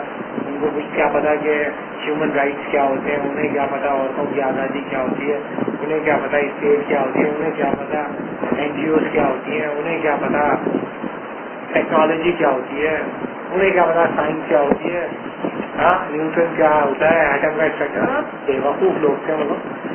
کیوں؟ اس لیے کہ وہ جو پہیا چلانے والے لوگ تھے. اب پہیے سے ایرو ڈائنامکس کا جو سفر ہے اس کے لیے تو وقت درکار تھا. اس کے نتیجے میں ہیومن مائنڈ کی کمپلیکسٹی بڑھ گئی. اس کے نتیجے میں اتنا کمپلیکس مائنڈ ہو گیا کہ وہ آپ جو ہے اس کو آپ آگے اللہ سے ڈراؤ وہ کبھی نہیں ڈرے گا, اللہ سے نہیں ڈرے گا. وہ اس کے لیے کچھ اور بتاؤ. اس کو دیکھو 2 اور 2 4 ہوتے ہیں اور یہ اور وہ, اس سے ثابت ہوتا ہے کہ اللہ ہے تو کیا یہاں آتے ہیں آپ سمجھنا. یہ کیا 2 کو اس سے ڈیوائڈ کرو اور ملٹیپلائی اور یہ اس کا اسکوائر روٹ نکال, اچھے پتا چل گیا گاڈ ہے. چلے ٹھیک ہے, اپنے انسان میں وہ یہ سمجھتے ہیں کہ آج کے انسان کو میتھمیٹیکل ایکسپریشن کے ذریعے آپ کو بتانا پڑتا ہے. اور بہت سارے لوگ میتھمیٹیکل ایکسپریشن ہی ڈرائیو کرتے کرتے ان کا انتقال ہو جاتا ہے. اور یہ سمجھ کے بیٹھے ہیں کہ یہ جو گھوم رہے ہیں روڈوں کے اوپر نئے دور کا نیا آدمی جو ہے امریکہ میں پاکستان میں سب, وہ پورا 1500 سال کا جو سائنٹیفک علم ہے, پورا 1500 سال کا میتھڈ وہ سب اس کے دماغ کے اندر بالکل بہترین کیٹلاگ سپر کمپیوٹر کی طرح. جیسے ہی آپ اس سے جا کے بات کرو گے فوراً نکالے گا, اور بھائی بتائیں یہ پالینومیل تھیورمز کیا ہوتے ہیں, یہ بتائیے لا ڈیمینشنگ مارجنل یونٹ, اور آپ کے ہاتھ پیر کامنے لگیں گے. تو آپ پہلے ایسا کرو گے سب پڑھ لو پہلے, پھر آ جائے گا اس سے بات کرنا. اتنی دیر میں آپ کا بھی انتقال ہو جائے گا, اس کا بھی انتقال ہو جائے گا. وہاں جب اللہ کے پاس پہنچیں گے تو اللہ کہے گا بالکل جاہل تھا, اس کو تو کچھ نہیں پتا تھا, اس کو تو اپنے باپ کا نام نہیں پتا تھا. تم یہ سمجھ رہے ہو کہ تم اس سے بات کرنے سے پہلے پوری فزکس کی تھیوری جان لو. اس کو تو بیچارے کو کچھ نہیں پتا تھا. تم اس سے کہتے کہ بھائی چھوڑ دیتا, تم کیا کر رہے تھے؟ میں تو سمجھا کہ یہ ویسٹ کے اندر بیٹھا ہے اور جہاز کے اندر سفر کرتا. My music is stereophonic and I am travel on supersonic, for my hair I use کالا کولا الیکٹرانک. تو یہ سپر سونک جہاز میں بیٹھتا ہے اور اسٹیریو فونک جو ہے گانے سنتا ہے. تو کم سے کم اتنا تو مجھے پتا ہی ہونا چاہیے نا. یہ سب پڑھنے میں ٹائم نکل جاتا ہے. تو آپ نے ہیگل کہتا ہے کہ وہ انڈیویجول کے اندر نہیں ہوتا، تاریخ کے اندر ہوتا ہے، کلیکٹیوٹی کے اندر ہوتا ہے، وہ کلیکٹیوٹی کا جبر ہوتا ہے، تو انڈیویجول کے اندر نہیں ہوتا. لیکن چونکہ اس دور کا سچ ہوتا ہے اس لیے اس کے جانے بنا اس کی صداقت پہ ایمان لے آتے ہیں. یعنی کہ آپ کوئی ایسی بات نہیں کہہ سکتے کسی کے سامنے جو scientifically proven fact, so called scientifically proven facts کے خلاف کوئی بات ہو، تو وہ کہ وہ سائنٹیفکلی پروون فیکٹس کے بارے میں تو نہیں جانتا، لیکن اس کا ایمان ہے کیوں اس دور کا سچ ہے سائنٹیفکلی پروون فیکٹ، اس کو آپ وائلیٹ نہ کریں. اگر آپ کے پاس پھر آپ کے پاس علم نہیں، پھر آپ کے پاس ریشنلٹی بھی نہیں، پھر آپ کی کوئی بات نہیں سنے گا. تو وہ یہ کہتا ہے کہ اس دور کا جو غالب سچ ہوگا وہ فنکشنل ہو جائے گا through bureaucratic models. Marx deviate کرتا ہے کہ سب کو مانتا ہے، وہ کہتا ہے ریشنلٹی کی وجہ سے نہیں ہوتا، نیڈ آف پروڈکشن کی وجہ سے ہوتا ہے. وہ کہتا ہے یہ سب ٹھیک کہتا ہے یہ، لیکن یہ کہ آئیڈیا کچھ نہیں ہوتا، سب بکواس. اصل میں ہیگل جو ہے سر کے اوپر کھڑا ہوا. Hegel is basically standing on his head. History can not move by his head, history move by his feet. تو ہیگل کے پاس سب سے نیچے آتا ہے میٹر اور مارکس کے اوپر سب سے اوپر آتا ہے میٹر. وہ کہتا ہے تاریخ میں تبدیلی ہوتی ہے مادی حالات کی تبدیلی کی وجہ سے ہوتی ہے. تو جو کام ریشنل کنڈیشن کرتی ہیں مارکس کے پاس مٹیریل کنڈیشن کرتی ہیں. مادی حالات تمہارے تبدیل ہو جائیں گے تو تمہارے سوچنے، سمجھنے، پسند ناپسند، عزت ذلت، اخلاقیات سب کے معیارات تبدیل ہو جائیں گے. تو history can not move by his head according to Marx, history move by his feet. تو تاریخ کا دھارا جو آگے بڑھتا ہے وہ مادی حالات کی تبدیلی کی وجہ سے ہوتا ہے. لیکن دونوں میں جو قدر مشترک ہے وہ یہ کہ ریلیٹیوٹی آف ویلیو دونوں کے اندر ہے. یعنی کہ افراد تبدیل ہوں گی، مادی حالات تبدیل ہوں گے، افراد تبدیل ہو جائیں گے. مادی حالات تبدیل ہوں گے، ریاستی ڈھانچے تبدیل ہو جائیں گے. مادی حالات تبدیل ہوں گے، معاشرتی ڈھانچے تبدیل ہو جائیں گے. مادی حالات تبدیل ہوں گے، جمالیاتی ڈھانچے تبدیل ہو جائیں گے، مذہبی ڈھانچے تبدیل، سب تبدیل ہے. تو بیس اسٹرکچر جو ہے وہ ہیگل کے پاس ریشنل ہے اور اس کا جو بیس اسٹرکچر ہے وہ مٹیریل کنڈیشن ہے. اور جو دوسرے اسٹرکچر ہے social structure, political structure, culture, these are super structure. تو سپر اسٹرکچر جو ہے اگر بیس اسٹرکچر تبدیل ہو جائے گا تو وہ بھی تبدیل ہو جائے گا. تو یہ مارکس کہتا ہے کہ if we accept Hegelian dialectics then it will necessary for us to reject Hegel. اگر ہیگل کا ڈائلیکٹکس ٹھیک ہے تو اس کا مطلب ہے ہیگل کا سچ اس کے زمانے کا سچ تھا، مارکس کے زمانے کا سچ اس کے زمانے کا سچ ہوگا. لیکن مارکس اپنے آپ کو فلسفی نہیں کہتا تھا، ہیگل کہتا تھا I am the last philosopher. Marks کہتا ہے I am not a philosopher, I am a scientist. Scientifically discovered fact ہے، سائنٹیفکلی ڈسکورڈ لا ہے، اس لیے تبدیل نہیں ہوگا. جیسے لا آف گریویٹیشن تبدیل نہیں ہو رہا زمانے کے تبدیل ہونے کے ساتھ ساتھ، اسی طرح لا آف ہسٹوریکل ڈٹرمنزم جو ہے یا ہسٹورک ڈائلیکٹیکل مٹیریلزم جو ہے وہ سائنٹیفک سوشلزم کو ریپلیکیٹ کرتا ہے، وہ تبدیل نہیں ہوگا سائنٹیفکلی. ابھی کو اگر سائنٹسٹ ہے اور ڈاکٹر نہیں ہے تو مورل کو بات کرتا ہے، مورل سے اچھا برا طے کرتا ہے، طے کرتا ہے، کچھ لوگ سب کا کرتا ہے. تو یہ تو سبھی ڈائریکٹ فلسفے ڈگری ہے، اس کے بعد فلسفی ہی ہے وہ اور اکانومسٹ بھی ہے بڑا زبردست قسم کا. لیکن اگر آپ کہیں کہ مارکس کا اگر آپ کمیونسٹ مینیفیسٹو پڑھیں تو 3 طرح کے تصور ریاست ہے. تو ان کا بھی 3 طرح، انہوں نے کہا پہلے مجھے یہ ٹھیک لگا، پھر یہ ٹھیک لگا، پھر یہ ٹھیک لگا. تو ان کا بھی یہ کیا ہے جو مجھے امپیریکل ڈیٹا ملا اس کی بنیاد پر میں نے تبدیل کر دیا، میں کوئی فلسفی تھوڑی ہوں. وہ کہتا ہے پریکٹس پریسیڈ تھیوری، پریکٹس پہلے تھیوری بعد میں. تو پیرس کمیون کے اندر جو پریکٹس ہو گئی اس سے تھیوری میں جنریٹ کر رہا ہوں. تو وہ تھیوری جنریٹ کی اس نے پیرس کمیون کے بعد یوٹوپین انارٹسٹوں کی جو بھی تھاٹ تھی اور اس کو جو پریکٹس کرنے کی کوشش کی پیرس کمیون کے اندر اور پھر جو ہے اور جو بھی اس کے دعوے تھے وہ ان کو وہ سب سینٹیسائز کرتا. مارکس کے پاس نہیں، ہیگل کے پاس یہ ہے کہ کوئی بھی آئیڈیا جب پیدا ہوتا ہے، جنریٹ ہوتا ہے، اس کی کانٹرڈکشن واضح نہیں ہوتی, اس کی کمزوریاں خامیاں آپ کے سامنے واضح نہیں ہوتی. وہ کہتا ہے کہ کوئی بھی آئیڈیا اپنی پرفیکٹ اپوزیشن اپنے اندر رکھتا ہے, لیکن اس کو پھلنے پھولنے کے لیے آئیڈیا کا پھلنا پھولنا ضروری ہے.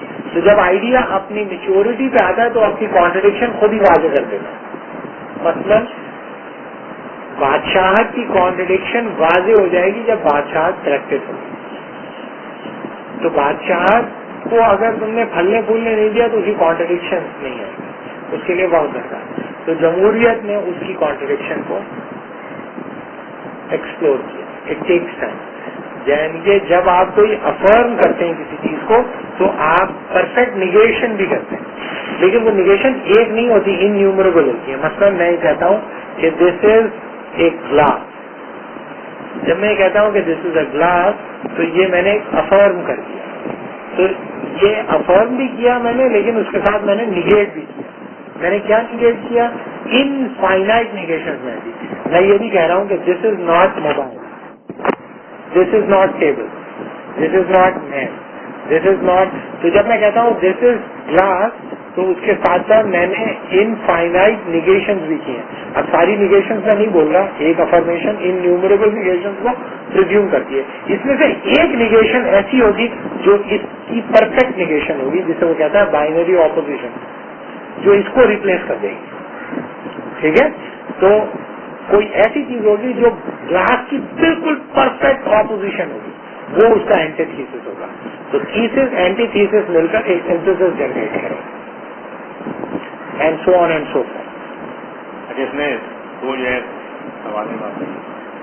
پہلا سوال تو یہ ہے کہ یہ مطلب یہ مارکس اور ہیگل کے ہیں جو ریشنلٹی کا کنسیپٹ ہے, تو ظاہر ہے خود ایک میٹا فزیکل کنسیپٹ ہے کہ ریشنلٹی یہ ہوتی ہے اسپیسیفک ہے, ڈٹرمنزم اس کے اندر موجود ہے جو ہمیشہ آگے کی طرف چلتی ہے, اور ریشنلٹی کا مطلب ہے مادی ترقی ہی ہے, مطلب اس کے علاوہ کوئی اور. ایک بات. دوسری بات ہے کہ جو مارکس کا جو کنسیپٹ ہے ہم نے مینیفیسٹو کے اندر کہ پریکٹس جو ہے پہلے ہے اور آگے تھیوری اس کے اندر سے نکلتی ہے.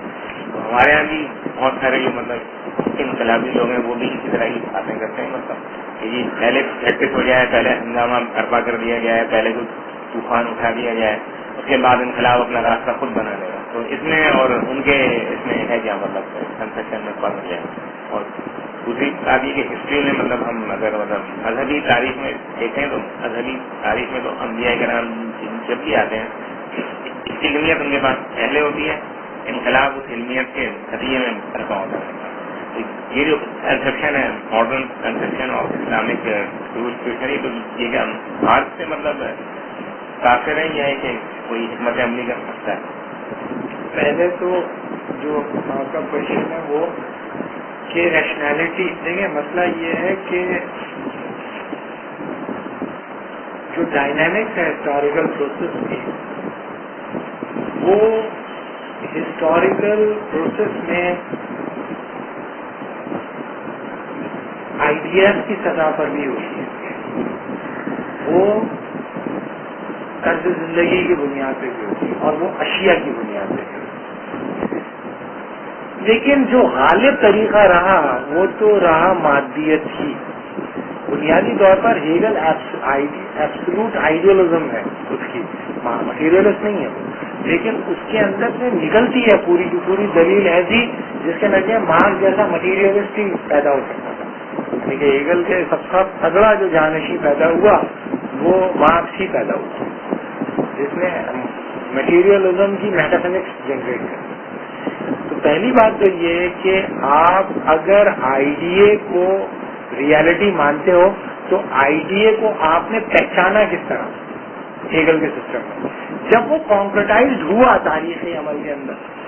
اور آئیڈیا جب اپنے آپ کو کانکریٹائز کرے گا تو یہ بھی پرزیوم ہے ہیگل کے پاس کہ وہ پچھلی اسٹیج کے مقابلے میں زیادہ سپیریئر ہوگا. یعنی کہ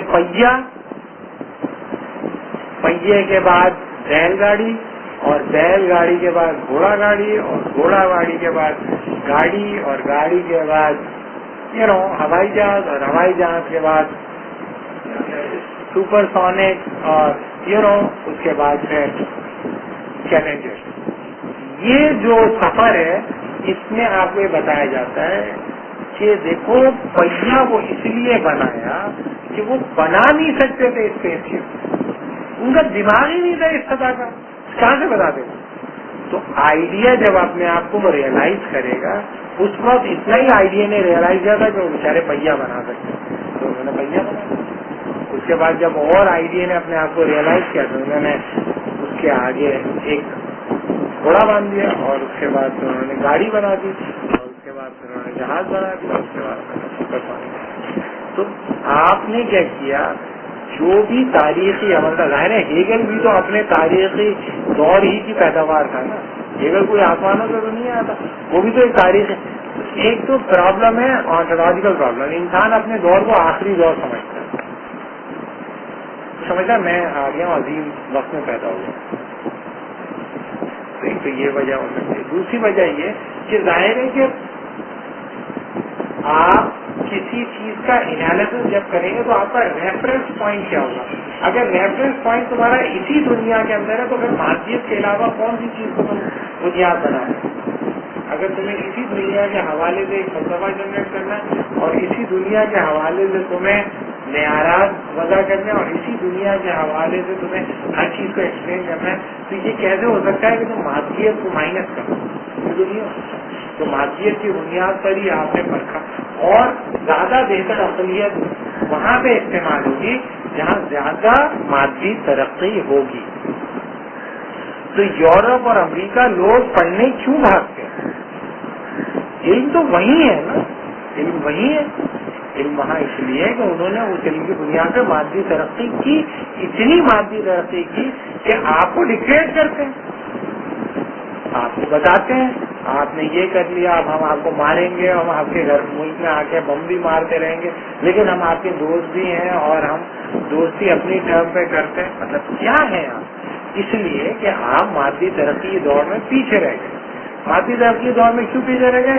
کیونکہ وہ آئیڈیا جو انہوں نے 100 سال پہلے ایکسپلور کر لیے آپ اب تک ایکسپلور نہیں کر پائے. تو اس کا مطلب یہ ہے کہ مادی ترقی ہی پیمانہ ہے عقلیت کو جانچنے کا. زیادہ ریشنل سسٹمز وہ ہوں گے جہاں پر مادی ترقی ہوگی. اگر مادی ترقی نہیں ہوگی تو وہ ریشنل نہیں ہوگی. ٹھیک ہے. یہ بات ہیگل کے پاس سبھی لفظوں میں اور مارکس کے پاس واشگاہ الفاظ، اور اس وقت مارکسزم شکست کھا گیا، لیکن اس کے باوجود ڈسکورس تو یہی ہے.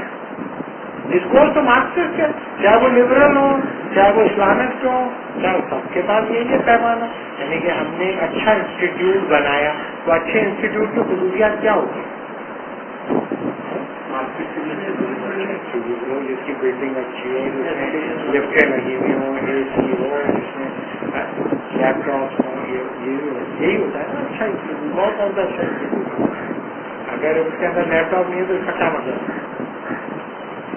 سب کچھ ٹائپ کے لوگ پتہ نہیں کیا بیٹھے ہوئے کیا کرتے، سب کچھ ٹائپ بغیر کمپیوٹر کے کیسے تم علم حاصل کرو؟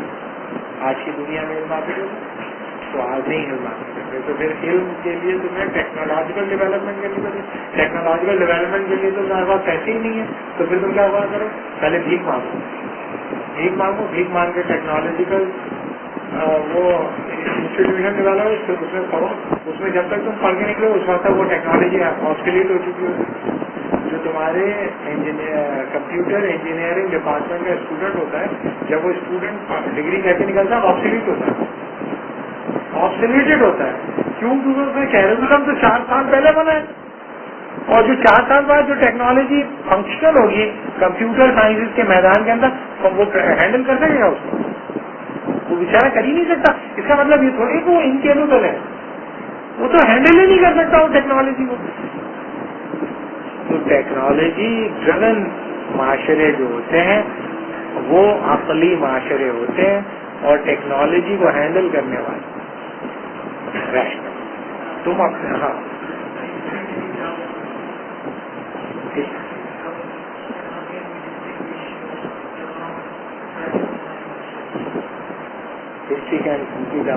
ہسٹری ڈاؤٹ فل ہو سکتے ہیں. اس لیے کہ ہم نے بتایا کہ ہسٹوریکل ایونٹس جو ہوتے ہیں وہ سلیکٹڈ ایونٹس ہوتے ہیں. اور وہ سلیکشن جو ہوتی ہے پریجوڈیشلی ہوتی ہے. تو اس کی بنیاد پہ جو ہم انالیسس کرتے ہیں وہ خطرے انتخابی نہیں کہ وہ غلط ہو.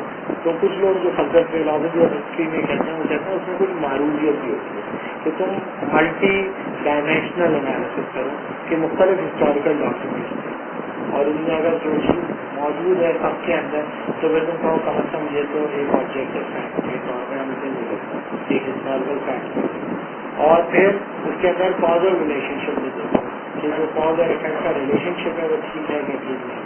اگر کازل ریلیشن شپ ٹھیک ہے تو پھر تم ماننے میں تمہیں کوئی اعتراض نہیں ہے.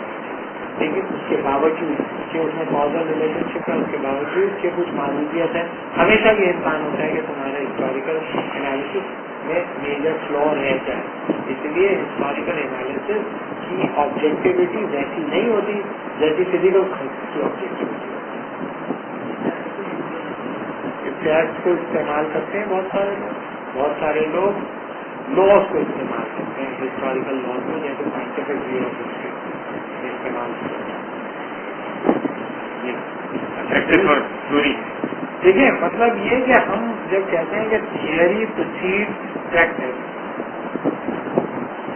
اور پریکٹس پروسیڈ تھیوری تو اس کو دیکھنے کے کئی طریقے ہیں. مطلب یہ کہ جب ہم ریلیٹ کرتے ہیں وہ اس بنیاد پہ ریلیٹ کرتے ہیں کہ پریکٹس پہلے میں نے ہی پریکٹس کی اور پھر میں ہی تھیورائز کر رہا ہوں.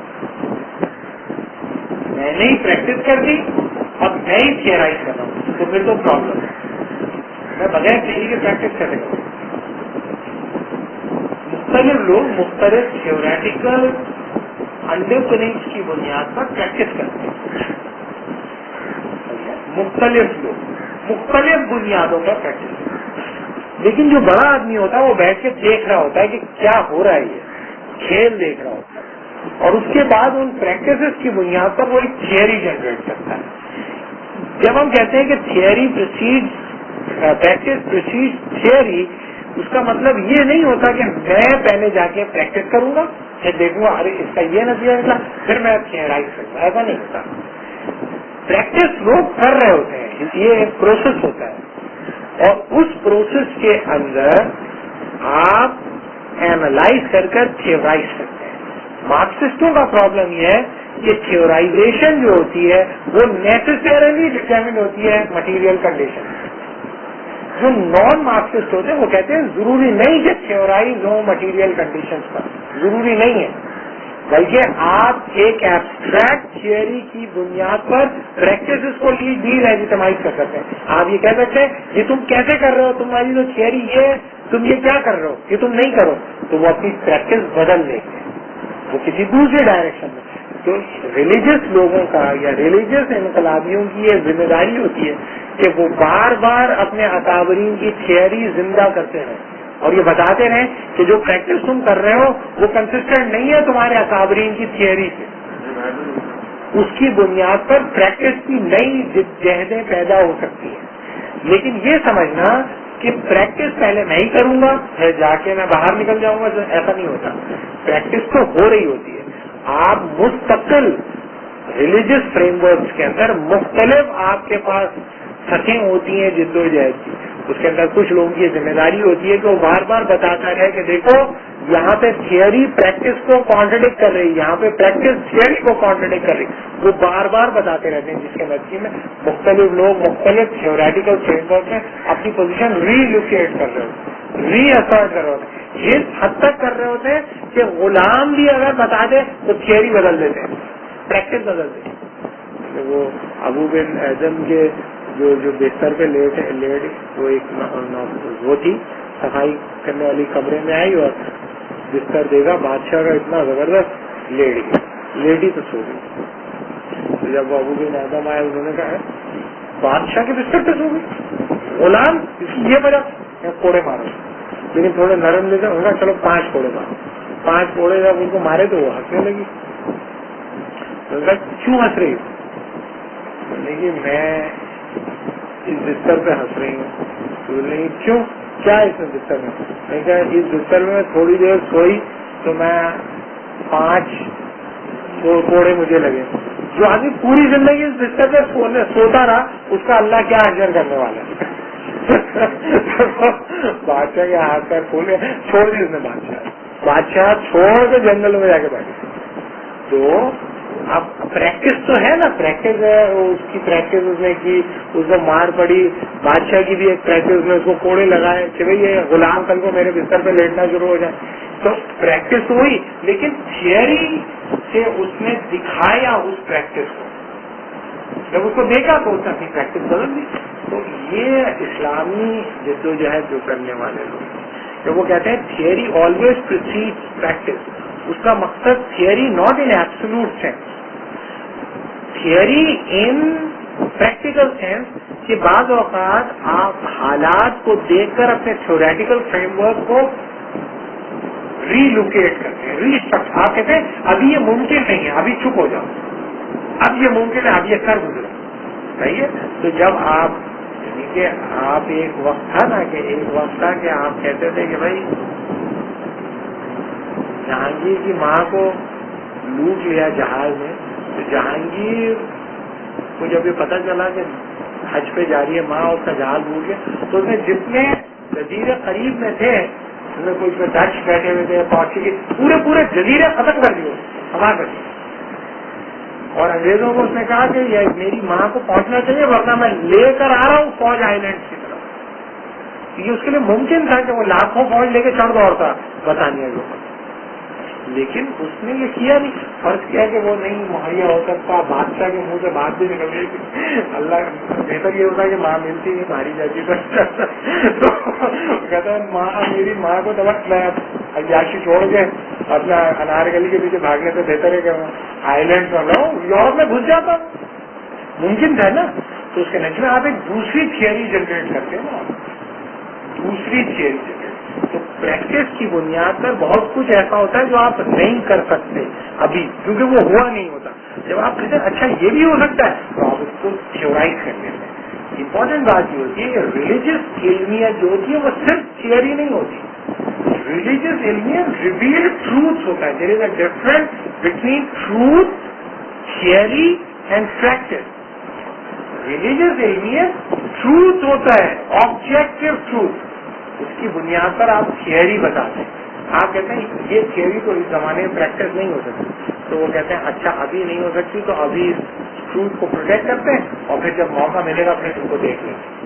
تو بتانے کا مطلب یہ کہ آپ ٹروتھ کو پروٹیکٹ کرتے ہیں, تھیورائز کرتے ہیں گیون پریکٹس کے اندر, اور اس کی بنیاد پر آپ جدوجہد کرتے ہیں. بعض اوقات جدوجہد ایسی ہوتی ہے کہ آپ کہتے ہیں یہ ممکن ہو گیا ہے, اب پہلے ممکن نہیں تھا, تو آپ یہ کر گزرو. تو جب ہم کہتے ہیں تھیوری پروسیڈ پریکٹس, تو اس کا کچھ اور مطلب ہوتا ہے پریکٹس پروسیڈ تھیوری. تو پریکٹس کی بنیاد پر آپ تھیورائز کرتے ہیں گیون سچویشن کو, لیکن اس کے نتیجے میں ٹروتھ آپ تبدیل نہیں کرتے. ریویلڈ ٹروتھ وہ تھیوری نہیں ہوتی, وہ تو ٹروتھ ہوتا ہے. اس ٹروتھ کو آپ پرٹیکولر سچویشن پہ کیسے اپلائی کریں گے وہ تھیوری ہے, وہ غلط ہو سکتی ہے. آپ نے سمجھا کہ یوں میں اگر کر دوں گا تو زیادہ اسلام کی بقا ممکن ہے, لیکن وہ نہیں ہوا. آپ نے دیکھا کہ نہیں ہوا. جیسے آپ نے دیکھا کہ جب مسلمان سب پڑھ رہے ہیں, انہوں نے کہا کہ ہم ہندوؤں کی طرح بھجن وجن گائیں گے, ہندو خوش ہو جائیں گے, ارے ہماری طرح سب مسلمان ہو جائیں گے. لیکن نہیں ہوئے نا مسلمان نہیں ہوئے. آپ ہمیشہ مائنورٹی میں رہے. لیکن آپ نے ایجپشین کو کنورٹ کر لیا. ایجپٹ جو ہے, جو جس کی 5000 سال کی تاریخ تھی اور پڑھے لکھے لوگ تھے وہاں, ان کو تو آپ نے پورا 100% کنورٹ کر لیا. پرشین کو آپ نے 100% کنورٹ کر لیا, اور آپ نے ہندوستان کنورٹ نہیں ہو سکا. تو آپ کی تھیوری پریکٹس ٹھیک نہیں تھی نا آپ کی, اور پریکٹس ٹھیک نہیں تھی تو تھیوری ٹھیک نہیں تھی. آپ کی تھیوری میں کوئی میجر پرابلم تھا. آپ کو تھیوری بدلنی چاہیے تھی. کیوں آپ مائنورٹی میں کیا کر رہے تھے آپ کے لوگ کہ ہندو اتنے پسے ہوئے, اتنے مظلوم لوگ جو مار پڑ رہی تھی ان کو, شودروں کو, وہ تک کنورٹ نہیں کر سکے آپ. تو کیا آپ نے کیا تھیوری میں ہمارے صوفیہ جو کام کر رہے تھے ان کی تھیوری میں کیا پرابلم تھی؟ پرابلم ہوگی نا کوئی. تو تھیوری میں پرابلم تھی, ٹروتھ میں پرابلم تھوڑی تھی, میسج میں پرابلم تھوڑی تھی. تھیوری جو انہوں نے بنائی تھی ٹھیک نہیں تھی, وہ اس میں پرابلم تھا. نہیں ہوا نہیں. ہماری جو ہے مطلب یہ موجودہ مطلب یہ کہ جو بھی مطلب عالم اسلام کے حالات ہیں اس کے تناظر میں اسپیسیفک کوشچن ہے. مطلب مثال کے طور پر ابھی لال مسجد کا واقعہ ہوا, بہت سے لوگ اس کو مطلب آئیڈیلائز کرتے ہیں. مطلب اسی طریقے سے سوات کے اندر جو صورت حال تھی جو ایک دم پوری سے ایک دم تبدیل ہو گئی. تو یہ تو ٹھیک ہے کہ مطلب یہ کہ پریکٹس آپ نے کی مطلب, اور پریکٹس ظاہر ہے کہ آپ اپنے اس پہ کریں گے جو بھی آپ کا وزڈم ہوگا مطلب, لیکن اس وزڈم کے لیے کوئی بنیاد بھی تو ہو کہ بھائی آپ جو حالات سمجھتے ہیں کہ حالات تبدیل ہو جائیں گے یا حالات تبدیل کیے جا رہے ہیں, تو کیا آپ اس اسٹیٹ اسٹرکچر کو سمجھتے ہیں کہ اس کی وجہ سے کوئی تبدیلی آئے گی. مثال کے طور پر خروج کا مسئلہ ہے تو ظاہر ہے خروج میں فرق کے خلاف ہوتا ہے. فرق تو کافی ماڈرن اسٹیٹ اسٹرکچر کے بعد یہ فرق تو ہے ہی نہیں مطلب, اور اب یہ مطلب ادارے ہیں مطلب, اور جو قوت کا چشمہ جو ہے وہ کسی فرق کے پاس نہیں ہے بلکہ مختلف اداروں میں مختلف سطحوں پر وہ تقسیم ہے. مطلب کہیں پر عدلیہ ہے, کہیں پر بیوروکریسی ہے, کہیں پر ٹیکنوکریسی ہے, اور کہیں پر جو ہے پارلیمنٹ کا تو کوئی اس میں رول ہی نہیں ہے. پھر یہ انٹرنیشنل انسٹیٹیوشنز آ گئے, مطلب ISO 2000 آ گیا, ورلڈ بینک ہے, IMF ہے, یہ وہ فلاں. اس اسٹرکچر کے اندر اگر آپ جو ہے مطلب یہ کہ کوئی انقلاب برپا کر رہے ہیں تو سب مطلب ہے کہ آپ کو تو پتہ ہی نہیں کہ اسٹرکچر ہے کیا اور انقلاب کہاں سے آ جائے گا. مطلب آپ جو ہے مطلب عصر حاضر کے اسٹرکچر میں انقلاب کی روح داخل کر رہے ہیں اس اسٹرکچر سے جو ایک فرد بادشاہ کے گرد یا ایک خاندان بادشاہ کے خاندان یا قبیلے کے گرد جو ہے گھومتا ہے. ایک بات. دوسری بات یہ کہ اگر آپ کو اسٹرکچر کا پتہ ہی نہیں ہے تو پھر اس کے ایسا ہے کہ سواد کے اندر ہے مطلب یہ وہ قاضی عدالتیں قائم ہو گئی. مطلب تو کیا اسلامی اسٹرکچر یا اسلامک اسٹیٹ ہے, کیا وہ عدالتوں کے اوپر ڈپینڈ کرتی ہے, اور پوری اسلامی تاریخ اور اسلامی روح اور اسلامی ریاست اور اسلامی شخصیت اور اسلامی معاشرت جو ہے وہ عدالت میں ایک قاضی کے تقرری پر مرتکز ہے. مطلب یہ جو مطلب صورت ہے وہ بالکل کلیئر کٹ یہ معلوم ہوتی ہے کہ جو لوگ بھی اس عمل میں شریک ہیں, یعنی کہ وہ اس کے نیشنل پارٹنر ہیں یا مطلب پلانٹڈ پارٹنر ہیں یا یہ کہ سادہ لوگ پارٹنر ہیں, ان کو تو پتہ ہی نہیں کہ اسٹیٹ اس زمانے میں کس طریقے سے چل رہی ہے. How can change the situation. پہلی بات تو یہ کہ اگر کسی بھی سسٹم کو جس پہ آپ نبرد آزما ہے, پہلی بات تو یہ کہ آپ سمجھتے ہیں کہ اس کے اندر کچھ بنیادی تبدیلیاں اگر ہم نے کر دی تو اس کے نتیجے میں مسائل حل ہو جائیں گے. مثلا آپ نے کہا کہ بھائی سول بیوروکریسی ویسی رہے گی اور جوڈیشری کو ہم ریپلیس کر دیتے ہیں ان لوگوں کے ساتھ. تو اس کا مطلب یہ ہے کہ آپ یہ سمجھ رہے ہیں کہ باقی سارے تعلقات جو ہیں وہ تو ٹھیک ہیں اور اس کے نتیجے میں ڈیسیشن میکرز ہوں گے وہ یہ ہو جائیں گے. پہلی بات ہے جوڈیشری ڈیسیشن میکر نہیں ہوتی. جوڈیشری ایگزیکٹو اور پارلیمنٹ پلورلسٹک پولیٹیکل آرڈر کے اندر ڈسٹریبیوٹیڈ ہوتی ہے پاور. اس کے نتیجے میں کسی ایک جگہ پر جا کر بیٹھنے کے نتیجے میں آپ محض سوائے تماشے کرنے کے کچھ نہیں کر سکتے. تماشا لگائیں گے آپ. میں پرسنلی یہی سمجھتا ہوں اور میرا یہ خیال ہے کہ یہ ذمہ داری ہوتی ہے ان لوگوں کی جب کسی سسٹم کے اندر وہ کام کر رہے ہوتے ہیں تو کم از کم ہر عام آدمی کی نہیں لیکن جو اوپر کے لوگ ہوتے ہیں ان کی ذمہ داری ہوتی ہے اس سسٹم کو سمجھیں جس سسٹم کو آپ کرمبل کرنا چاہتے ہیں اور آپ کی سمجھ اس سے زیادہ بلند ہونی چاہیے جو سسٹم کو چلا رہے ہیں. جنہوں نے سسٹم کو سسٹمیٹیکلی چیلنج کیا ہے دنیا کے اندر, مثلاً مارکس نے چیلنج کیا ہے کیپٹلسٹ آرڈر کہ وہ بھی کیپٹلزم ہی کی ایک شکل ہے لیکن اس کی انڈرسٹینڈنگ ریکارڈو سے زیادہ بہتر تھی. ریکارڈو سے زیادہ اچھی طرح وہ جانتا تھا سرمایہ داری کو کہ سرمایہ داری کیا ہے اور اس نے جو بنایا اس کو وہ پریکٹس نہیں کر سکے. اتنی کانکریٹ اس کی شرائط تھی کہ کوئی بھی اس کو ویسا پورا نہیں کر سکا لیکن جنہوں نے پورا کیا انہوں نے 80 سال تو کم از کم سسٹم کو کھینچا کسی بھی سزا کے اوپر. ابھی بھی کھینچ رہے ہیں بہت جگہوں پر. تو پہلی بات تو یہ کہ اسلامی تحریک مذہبی تحریک یا انقلابی تحریک جو ہوتی ہے وہ ون ڈائمینشنل نہیں ہوتی, وہ ملٹی ڈائمینشنل ہوتی ہے کہ کئی فیسٹس ہوتے ہیں اور وہ آپس کے اندر تمام تحریکیں اینٹیگنسٹک ریلیشن شپ نہیں رکھتی, کمپلیمنٹری ریلیشن شپ رکھتی. تو آپ کو دیکھنا پڑے گا کہ آپ کے ارد گرد جو آیا اسلام کی تحریکیں وہ کمپلیمنٹری ہیں یا کانٹرڈکٹری ہیں ایک دوسرے. وہ تو کانٹرڈکٹ کر رہی ہیں ایک دوسرے کو کانٹرڈکٹ کرنا یعنی کہ اپنی ممبر کی تعداد بڑھانا اور دوسرے کے ممبر کی تعداد کو کم کرنا. تو بنیادی طور پر وہ اپنے نیچرل الائنس کو تو پہچانتے ہی نہیں. تو پہلی لڑائی تو وہ آپس میں لڑتے ہیں. دوسری بات یہ کہ ہم جس تھیوری کی پریکٹس کی ہم بات کرتے ہیں وہ جرنل پریکٹس ہے. جرنل پریکٹس کا مطلب یہ کہ کیا اس وقت ویسٹرن ورلڈ جس طرح سے مسلمانوں کو گرپ کرتی ہے کیا 19ویں صدی کے مقابلے میں اس کی گرپ بڑھی ہے یا کم ہوگی؟ ہم یہ سمجھتے ہیں کہ جو پچھلے 100 سال کی پریکٹس ان لوگوں کی نہیں جو یہ جو چھوٹے چھوٹے ایونٹس کرتے ہیں اور اس کے نتیجے میں اخبار میں خبریں لگواتے ہیں ان کی بات کریں. ایز اے ہول پوری اسلامی تحریکوں کی جو جد و جہد ہے اگر آپ اس کو پرٹیکولرائز نہ کریں بلکہ جنرلائز کر کے دیکھیں تو وہ کئی اسٹیپ آگے آئی ہیں اور اس کے نتیجے میں گرفت کمزور ہوئی ہے. ہم یہ سمجھتے ہیں کہ گرفت کمزور ہوئی ہے. اس کی وجہ یہاں کی مذہبی قوتوں کی علمی قابلیت میں اضافہ نہیں ہے بلکہ ویسٹرن میٹافزکس یا ویسٹرن ایپسٹمالوجی پر ان کی اپنی علمیت پر اپنی میٹافزکس پر ان کا ایمان کمزور ہوتا چلا جا رہا ہے اوور دا ایئر. یعنی کہ جو آپ کا مد مقابل ہے وہ ایمان کھو رہا ہے اس نظام زندگی کے اوپر جس نظام زندگی کو وہ آپ پہ مسلط کرنا چاہتا ہے. جس نظام زندگی کو مسلط کرنا چاہتا ہے اس پر اس کا ایمان اتنا مضبوط نہیں رہا جتنا مضبوط اس کا ایمان تھا 19ویں صدی میں. اس کا مطلب یہ ہے کہ پریکٹس جب ہم کہتے ہیں تو practice specific not to an individual اور group of people but practice as a whole جو ویسٹرن ایکسپیرئنس ہمیں بتاتا ہے ویسٹرن سویلائزیشن جو ڈومیننٹ سویلائزیشن کا اس کا ایکسپیرئنس یہ بتاتا ہے کہ 19ویں صدی کا انٹلیکچوئل جو وہ پیدا کر رہے تھے ان میں میجورٹی جو تھی وہ ایبسولوٹسٹ تھی. 21ویں صدی میں زیادہ تر بڑے انٹلیکچوئل جو پیدا کر رہے ہیں ریلیٹیوسٹ ہیں. ان کے پاس وہ دلیل نہیں ہے کہ وہ ایک ایسا سسٹم پیش کر سکیں جس کے گرفت جو آفاقی ہو.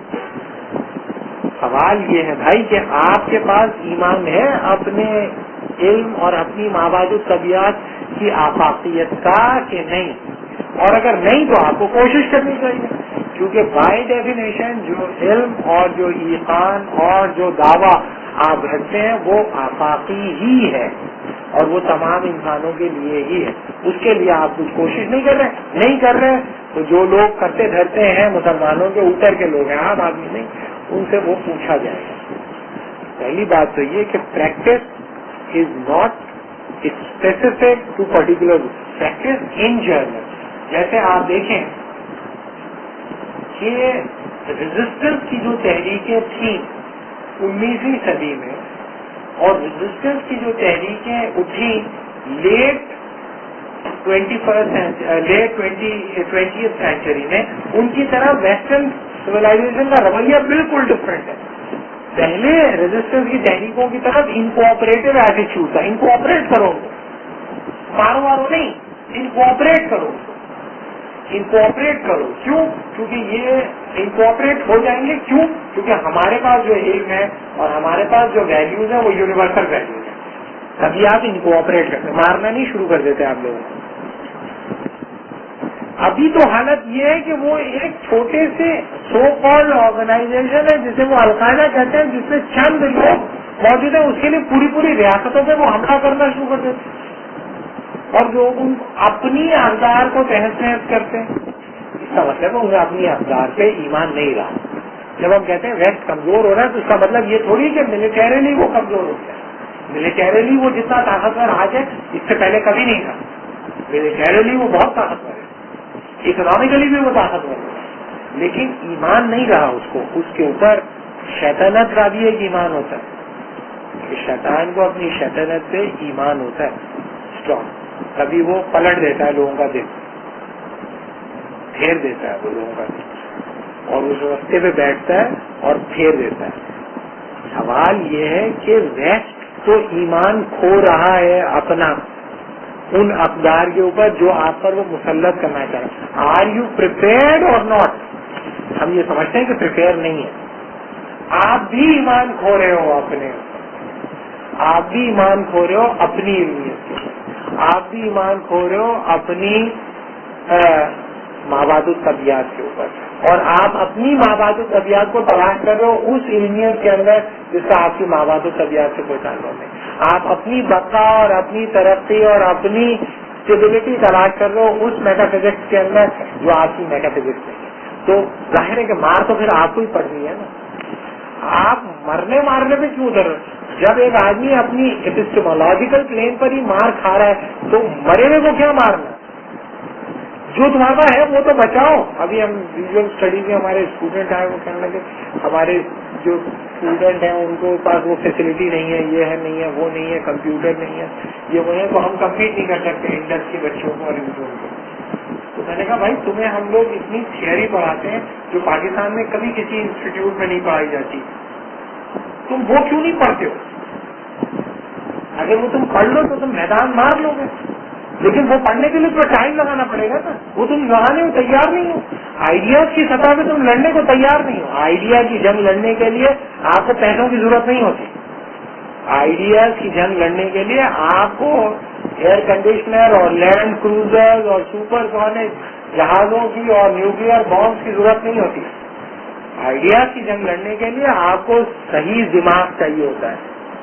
دماغ آپ کا ٹھیک ہو اور آپ اس میں ریگرسلی کام کرتے رہے. 50 سال آپ کام کریں اور اس کی ذمہ داری اپنے آگے والے لوگوں پہ ڈال کے چلے جائیں. ڈنڈے مارنے سے یہ کوئی فائدہ نہیں ہوگا. لیکن آپ آئیڈیاز کی جب لڑائی لڑ رہے ہوتے ہیں تو آپ روز مرتے ہیں، روز آپ کی موت واقع ہوتی ہے. گھر کے اندر آپ کی توہین ہوتی ہے، بازار میں آپ کی توہین ہوتی ہے، رشتہ داروں میں آپ کی توہین ہو. ہر آدمی مارتا ہے آپ کو.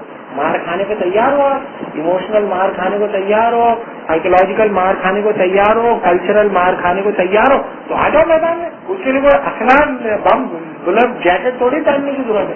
لیکن ہے اتنا دم کہ 50 سال گزار دو اتنے چوکے کھا کے اور دماغ ٹھیک رہے. رہا جاتا پاگل ہو جاؤ گے. پاگل ہو گئے تو پاگل اگر ہو گئے تو ظاہر مجدور کو سیدھے جنت میں جائیں گے تو بھی ٹھیک ہے. فائدہ اللہ نے کہا بیچارہ پاگل ہو گیا میری وجہ سے. ہمارے ڈاکٹر صاحب بتاتے ہیں کہ انہوں نے لندن میں ایک پارٹی بنائی. پارٹی کا نام پتہ نہیں کیا، پارٹی کا نام دا ریولیوشنری اسلامک پتہ نہیں کیا، اسٹوڈنٹ یونین تھی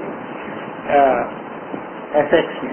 تو وہ اس میں جو تھا وہ انہوں نے اس کا جو ہر سال کا ایک سیشن بھی ہوتا تھا، لیکن اس 3 سال تک اس کا سیشن ہوتا رہا اور اس کے ممبر 4 تھے.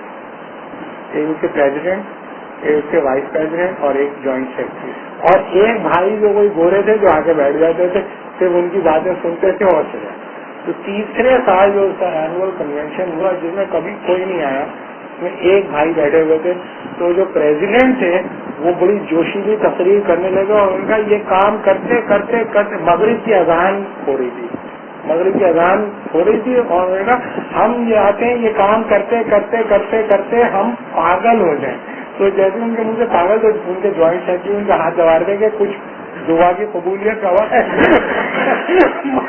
مت بولے مت. کیونکہ ان کا پیشنٹ جو تھا انہیں پتا تھا یہ یہی بولیں گے کہ کام کرتے کرتے کرتے کرتے ہم پاگل ہو جائیں. تو ان کا ہاتھ دبا کے لیکن انہوں نے کہہ دیا پاگل ہو جائے. اور ہمارے استاد کہتے ہیں وہ یقیناً پاگل ہو گئے، حقیقتاً پاگل ہو گئے، پاگل ہی ہو گئے. ان کی کسی نے نہیں سنی اور ان کے اپنے گھر والے نے بھی نہیں سنی اور ان کی بیوی نے بھی نہیں سنی اور وہ پاگل ہو گیا. اور ان کا یہ خیال ہے کہ شاید میں بھی تھوڑا تھوڑا پاگل ہوں. اس دعا کا اثر سیکٹری اور جوائنٹ سیکٹری اور پڑا تھا. اور وہ جو بھائی جو ایک آ کے بیٹھ جاتے تھے اس کے بعد وہ بھی کبھی دکھائی نہیں دیے پاگل ہو گئے. تو بتانے کا مطلب یہ ہے کہ آئیڈیاز کی جنگ جو ہوتی ہے وہ جیتی جاتی ہے، صدیوں پہ لڑی جاتی ہے اور صدیوں تک اس کی فتح رہتی ہے. اور آئیڈیاز کی سطح پہ جو شکست ہوتی ہے وہ صدیوں کو محیط ہوتی ہے اور صدیوں قائم رہتی ہے. آپ کا پرابلم یہ ہے کہ جو علم وہ کھو رہا ہے نا اس کو فیول کر رہے ہیں آپ اس کو فیول کر رہے ہو کہ نہیں کوئی بات نہیں ہم آتے ہیں تمہیں بچانے، ہمارے پاس ہے تمہارے لیے. اور اس کے لیے یہ اس مرتی ہوئی تہذیب کے اندر اسلامی جمہوریت کی روح ہم پھونکیں گے، اس مرتی ہوئی تہذیب کے اندر اسلامک انوائرمنٹ کی روح ہم پھونکیں گے. یہ ہم کرتے ہیں. تم کیا کر رہے ہو، ہم کر رہے ہیں.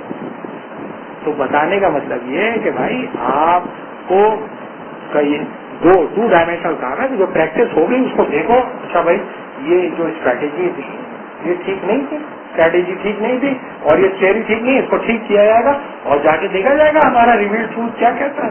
اور یہ تو ٹھیک نہیں ہے اور جو ہوا ٹھیک ہے، غلط ہو گیا کوئی بات نہیں، آپ ٹھیک کر لیں گے اس کو. اور آپ یہ کوشش کریں. اس کے لیے آپ کو ایک لانگ ٹرم کام کرنا پڑے گا اور اپنے ارد گرد نہیں دیکھو. ارد گرد جو کچھ ہو رہا ہے اس میں بہت زیادہ پریشان ہونے کی ضرورت نہیں ہے. زیادہ یہی ہوگا کہ آپ مر جاؤ گے اور تو کچھ نہیں ہوگا. اس سے زیادہ کچھ نہیں ہو سکتا. پاکستان میں اس سے برا آزما کیا ہو سکتا ہے؟ اور تو کچھ نہیں ہو سکتا. تو آپ لگے رہو اور اپنے جو بھی لوگ آپ کے سامنے آتے ہیں یہ اسلام ہے تو پوچھو بیٹا کہاں سے تم نے بتا دیا یہ اسلام کہاں سے نکال کے لائے ہو، یہ دکھاؤ کہاں ہے تمہاری تہذیب کے اندر، کون سی تاریخ کے اندر، کون سے ٹیکسٹ کے اندر. جو بھی جس کے منہ میں آتا ہے وہ بک دیتا ہے، وہ ہو جاتا ہے. تو آپ جب تک یہ کام نہیں کرو گے تو وہ نہیں ہوگا. اس کے لیے ضروری ہے کہ آپ اسٹیڈیلی کام کریں. اور پریکٹس تھیوری اور پریکٹس کی جو بات ہے وہ یہ کہ پریکٹس جو ہوتی ہے اس کے بعد آپ کے پاس موقع ہوتا ہے کہ آپ ری ڈیفائن کر لو اپنی تھیوری کو. بنیاد بنایا جائے گا تو یہ جو قواعد علاقے میں جو کچھ ہو رہا ہے وہ تو پروو کر دیں گے. دوسرا یہ کہ جو پوسٹ ماڈرن تھنکر ہیں ان میں سے کون سنہرے تصورات سے کون بھاگا ہے. جب مجھے کچھ سب نے کہا کہ آخری راستہ یہ فری مارکیٹ اکانومی رہے گی سب کچھ رہے گا، تو کیا ایمان اس کا متزلزل ہوا ہے؟ ایمان اس کا متزلزل ہونے کا مطلب یہ ہے کہ وہ یہ نہیں کہتا کہ آساسی ہے. مطلب پوسٹ ماڈرن تھنکر کو نہیں وہی کہتا ہے کہ میرے پاس کوئی دلیل نہیں ہے، مجھے اچھا لگتا ہے. جو کمزور دلیل ہے. اگر میں آپ سے پوچھوں کہ بھائی میں داڑھی کیوں رکھوں تو آپ کہیں داڑھی اس لیے رکھو کہ سنت ہے، داڑھی اس لیے رکھو کہ فرض ہے، یا داڑھی کٹوانا جو ہے حرام ہے، یہ کہو کہ مجھے اچھی لگتی ہے. کیا اسٹرانگ دلیل ہے نا. اگر آپ کہیں مجھے اچھی لگتی ہے میں کہوں نہیں مجھے تو اچھی نہیں لگتی، سب آپ کے گھر جا کے سو جاؤ، کوئی پرابلم تو نہیں، کوئی برڈن تو نہیں ہے نا. تو یہ پرابلم ہو گئی. وہ کہتا ہے جمہوریت مجھے اچھی لگتی ہے، مجھے خوبصورت لگتی ہے جمہوریت. تو یہ تو اگر تم 17ویں صدی کا لاک یا روسو وہ کہتا ہے انسانیت کا اصل اظہار ہے یہ. تو یہ تو نہیں کہہ رہا نا پوسٹ ماڈرن تھنکر. تو جو اصل آدمی ہے وہ تو دیکھو جو اس کا اسپیئر ہیڈ کیا کہہ رہا ہے. اسپیئر ہیڈ تو ریٹریٹ کر رہا ہے. اسپیئر ہیڈ کہہ رہا ہے کہ دیکھو جو تمہارے پاس اقدار ہے نا وہ سب کے لیے نہیں ہو سکتے، ان کے لیے نہیں ہے جو نہیں مانتے اس کو، چھوڑ دو ان کو. تو کتنی دن تم ان کے ملٹری اسٹریٹجی سسٹین کر سکیں گے اس مارکیٹائی کو؟ کتنے دن؟ 100 سال 150 سال کتنے سال یہ اسٹریٹجسٹ طے کر سکیں؟ تو آپ جو ہے پہلے تو یہ دیکھو نا کہ جو آپ کے سامنے جو علمی توجیہات آ رہی ہیں اور تشریحات آ رہی ہیں کتنی طاقتور ہے. تو اتنی طاقتور نہیں ہے. اینڈ آف دا چیز ہو گیا لوگ ہماری سیولائزیشن ختم ہو گئی. اگر یہ کہتا ہے end of history and the last man, لیکن ایشو یہ ہے کہ وہ جو لاسٹ مین ہے اس لاسٹ مین کے پیچھے جو آفاقیت کے دعوے تھے اب تو ان دعووں سے وہ محروم ہو گیا. اب کتنے لوگ جو آگے آتے ہوئے وہ یہ کس زور تک ہے. آپ کو ہے ایمان جمہوریت کے اوپر، آپ کے لوگوں کو ہے، ان وہاں تو نہیں ہے کوئی. وہ تو کوئی نہیں کہتے جمہوریت ہی واحد الٹیمیٹ سولوشن ہے اور یہ وہ تھا.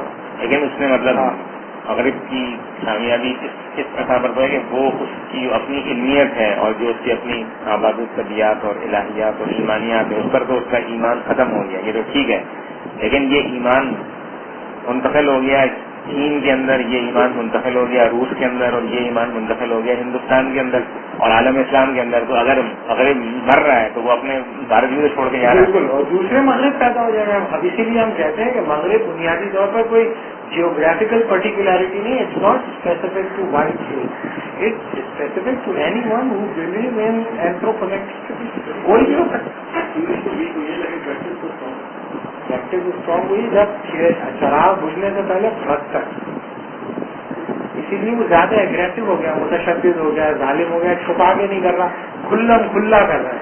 یعنی کہ کھلم کھلا اپنی بدماشی کا اظہار کر رہا ہے نا. جب میں بدماش ہوں.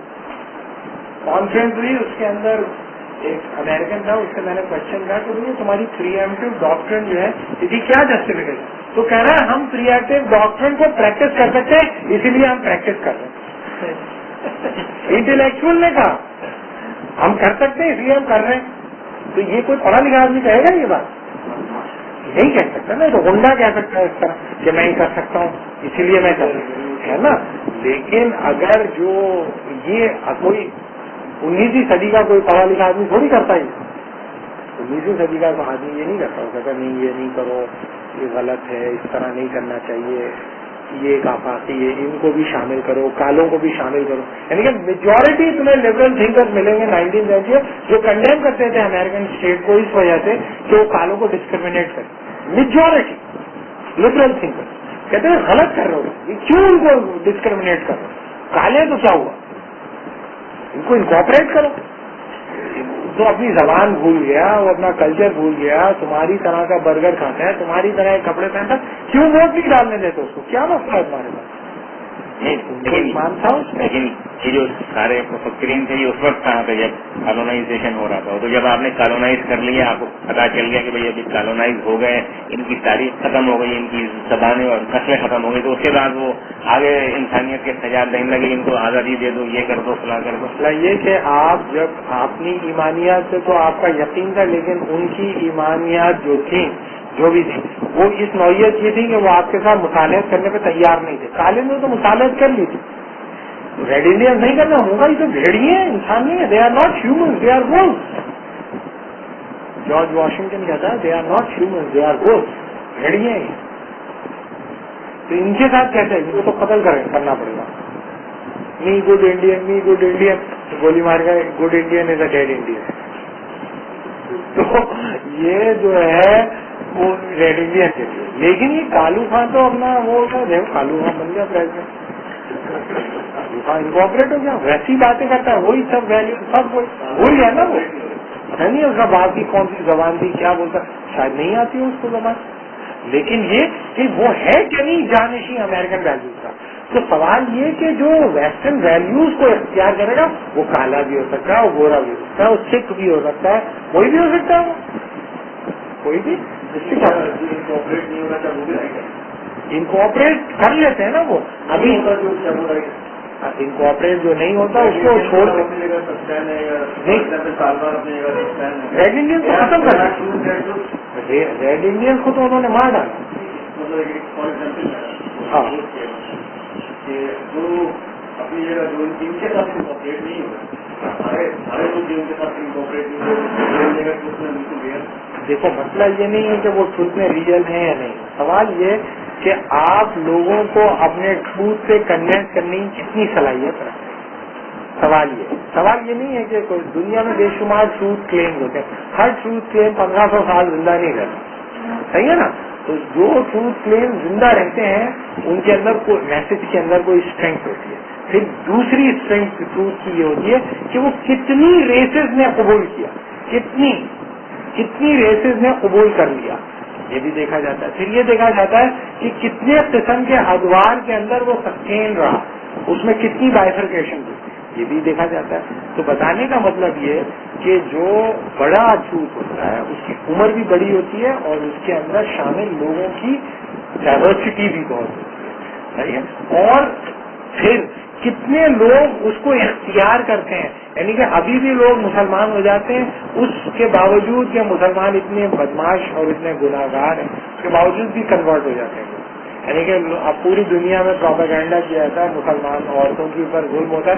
سب سے زیادہ فرانس کے اندر عورتیں کنورٹ ہوتی ہیں, فرانس کے اندر سب سے زیادہ کنورٹ ہوتے ہیں. اور فرینچ جو ہے وہ ریولیوشنریز ہیں, یورپ کا ہارٹ ہے ریولیوشنری ہارٹ, یعنی کہ ریولیوشنری مائنڈ ہوتا ہے فرینچ کا بہت زیادہ, بہت ریولیوشنری ہوتے ہیں. اور وہاں کی جو ریولیوشنری جو ہارڈ کور ہے اس کی عورتیں, کیونکہ فیمنزم کی بانی ایریا وہیں کی سب سے زیادہ کنورٹ ہوتی ہیں.